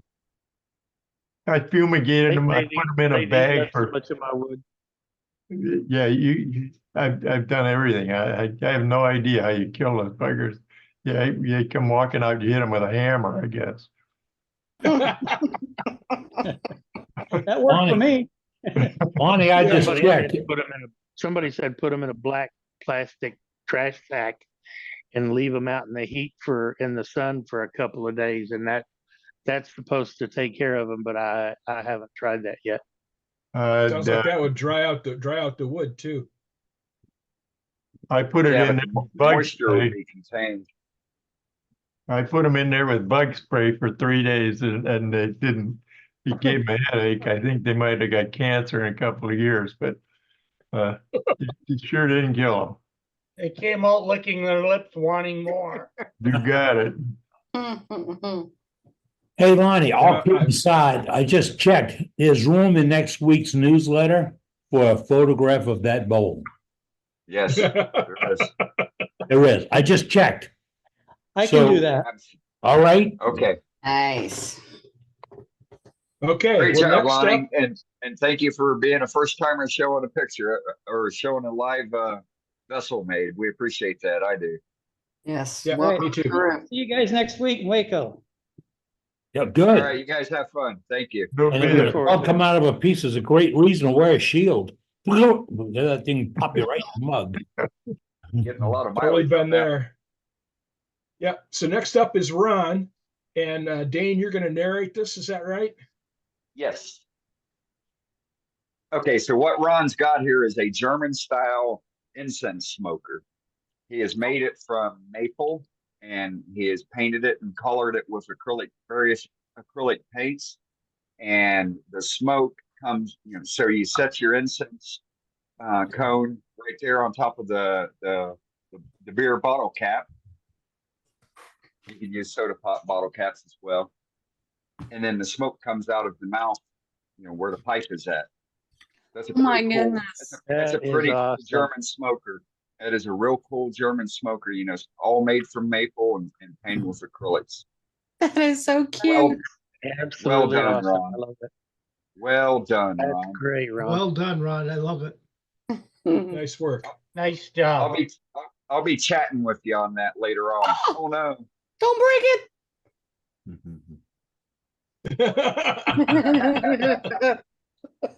Great stuff. All right, good job, Ron. Thank you, sir. Thanks, Ron. All right. So Joaquin has joined us, and he says he's got something too. What you Yeah. got, Joaquin? I'm unmuted, ready to go. Yeah. Yes, sir. You're ready. I got some mesquite wig stands, with a little pocket for the lady to put whatever else under it. And we do that at our club and give them away. And a couple of them that I made ready to go. I really like that. Very nice. That was really nice, Joaquin. Well, thank you. And also, good job on that spindle. Hey, Thank hey, Joaquin, how big do you make those? about 15 inches tall. And how I wide? think we got something on the website, don't we, Cade? Yes. Yes, we do. Yeah. All right, I'll have to take a look. Thank you. Instructions and what size and the dome and head and stuff. Yep. It's made in 3 pieces, right? Yes. Okay, great. Yep. I remember seeing us do that on the website. So yeah, I'm sure it's there too. Yeah, Very nice. Cade did a demo. Cade did Yeah. a demo years Yeah. ago. And Yep. if any of y'all are interested, I'm going to be on Meet the Woodturner Sunday. Pat invited me on there and I accepted. And so I'm getting ready for that Sunday afternoon. You're a glutton for punishment. Yeah, no kidding, man. I'd shy Hey, away from Joaquin. that guy. Boy, oh boy, oh boy. Oh boy. Joaquin, did you set yourself an alarm with the world clock so you get the correct time? I did. I'm supposed to meet with him Friday at 7:00 for an interview before we do it. I put on my 7:00 until last night, me messing up last night for our meeting. I got it down right now. All right. Yeah. I'm Good looking. shot. Nice. I'm honored. Very Yeah, cool. definitely, for sure. Okay, you that's post all a the link people to I got that? on my list. That's all the people I got on my list, Dane.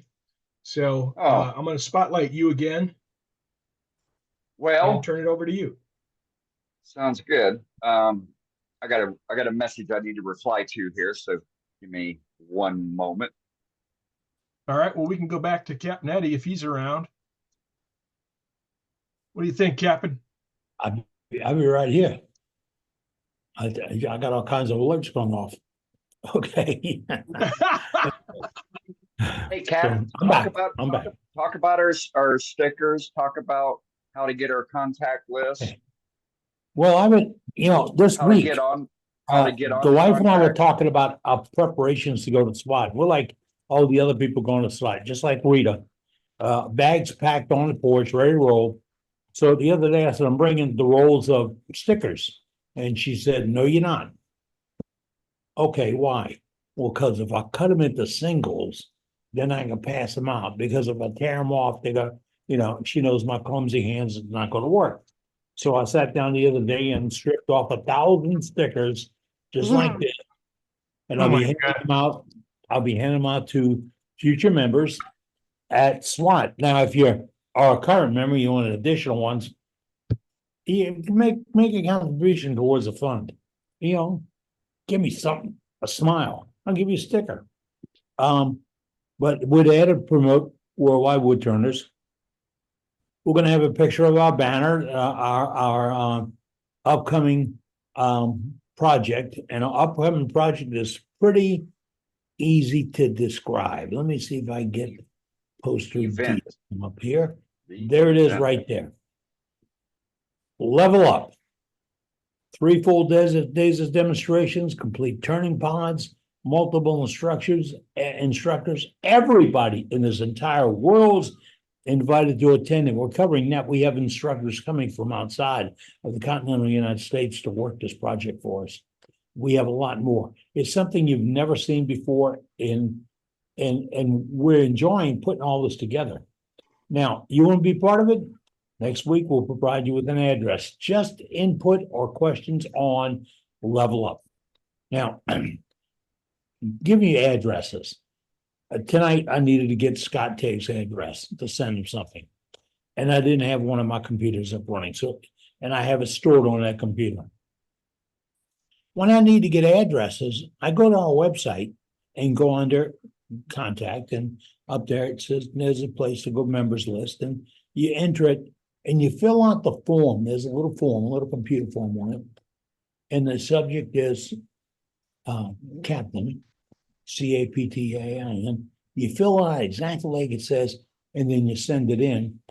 And our computer whiz, our webmaster, will send you back a current edition of the list of names that people have volunteered to place their name on that list.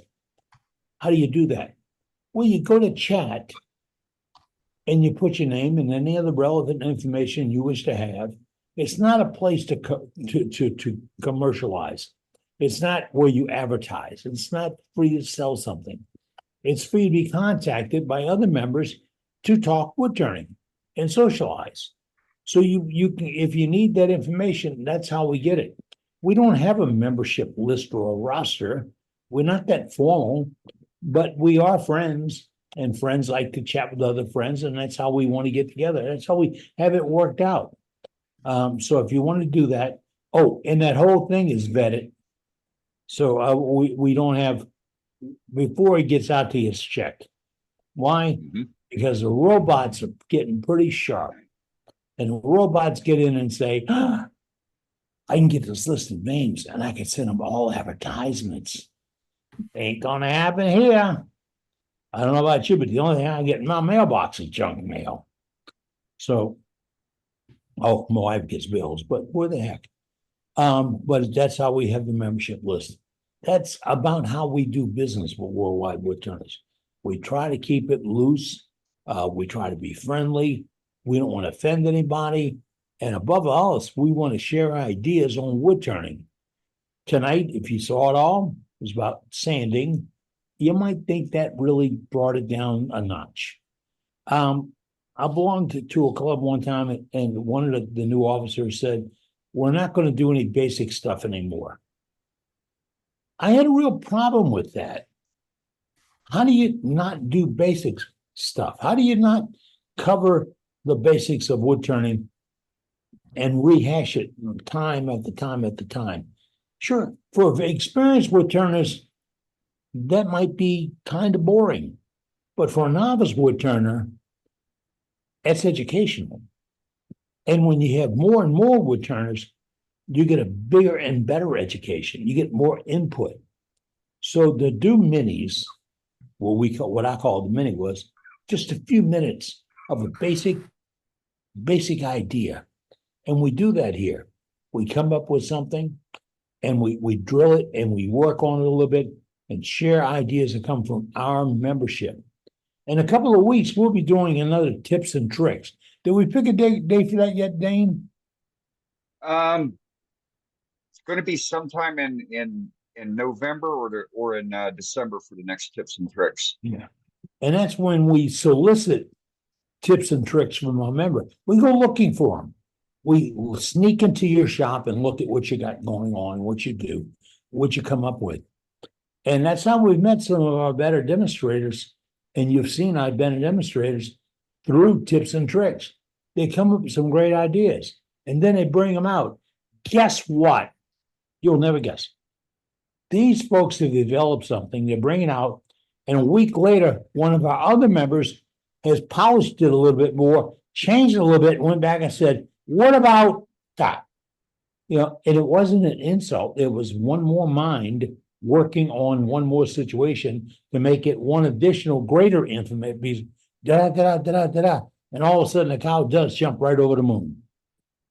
It's really great. Now, if you got a tip or a trick, just let us know. We'll be glad to work it into our programs and share it. We kind of try to keep it open because if I say we're only going to do this only at this one time, that's not really fair to the turners or the people presenting, et cetera, et cetera. That's why we don't announce who's going to do the demonstrations until everything works out. We all have lives, and sometimes lives get in the way of wood turning. Not that it happens, but sometimes it does. So when it all the stars line up, we're there. We have it worked out. And that's how it works at Worldwide Wood Turners. All right. Now, if you got something coming up, you want to chat about it, you got something to show, you got a problem or whatever, this meeting continues on. There's no set format. I'm ducking out in a minute or so. But that's when it really gets good. It really does. We don't have any holdbacks. We don't have any restrictions. We like to keep it clean. Remember, this is like going to kindergarten. You come in, you meet a friend, or you make a friend, you share a good time, and you go home with a smile. It can't get any simpler than that. And that's where we started 5 years ago. And really, I love it. I love it. When I see these people pop in on Wednesday night, it's like an old friend came back to visit. I see this week on Facebook that Kim Tippin checked back in with us. We haven't seen Kim in a couple of years since she had a housing problem. And man, she got her house finished. She got her shop built. She's back in the shop. Probably Kim's going to grace us with her parents pretty soon. We have other members that make this a regular deal and contribute to us all the time. You can be part of that. There's nothing that says we got to wait, we got to do this, you got to qualify. Doesn't work that way. You're a wood turner, you're a member. You're a member, you're at the top of the heap. Can't make it any simpler than that, can we? All right. I'm going to duck out. Stick around. Okay. It's worldwidewoodturners.org. And remember, before you duck out tonight, save the chat. That's what Donald will tell you. Save the chat. Go to the chat thing, press the blue button, press save. And if you miss it, Dave Rhodes misses nothing. Nothing. I mean, be careful what you say and do around Dave Rhodes. He misses nothing. This whole meeting is going to be recorded. It's going to be posted to our website. The chat's going to be edited because he takes out the addresses and names and all that shouldn't be there. And he puts that on the website. He puts the information we send him and the photographs we send him on a website. So Dave Rhodes is watching. So if you need a little help, you can always go to the world's greatest website, and that's where you'll find it. And just like I invited Lionel a little while ago, you got a photograph of your work, send it to us. I checked. There's room in the next newsletter for your work. Yep. No problems. JJ says if he needs, he'll add pages for your work. Where certainly can you will. get that deal? Huh? If you send too much, he'll take care of it. So, all right. That's it. It's a great week. Hey, look, I'll see you back here next Wednesday. That's the day before I'll leave to go to SWAT. Yeah. Oh, okay. So you'll be here next week? Oh, yeah.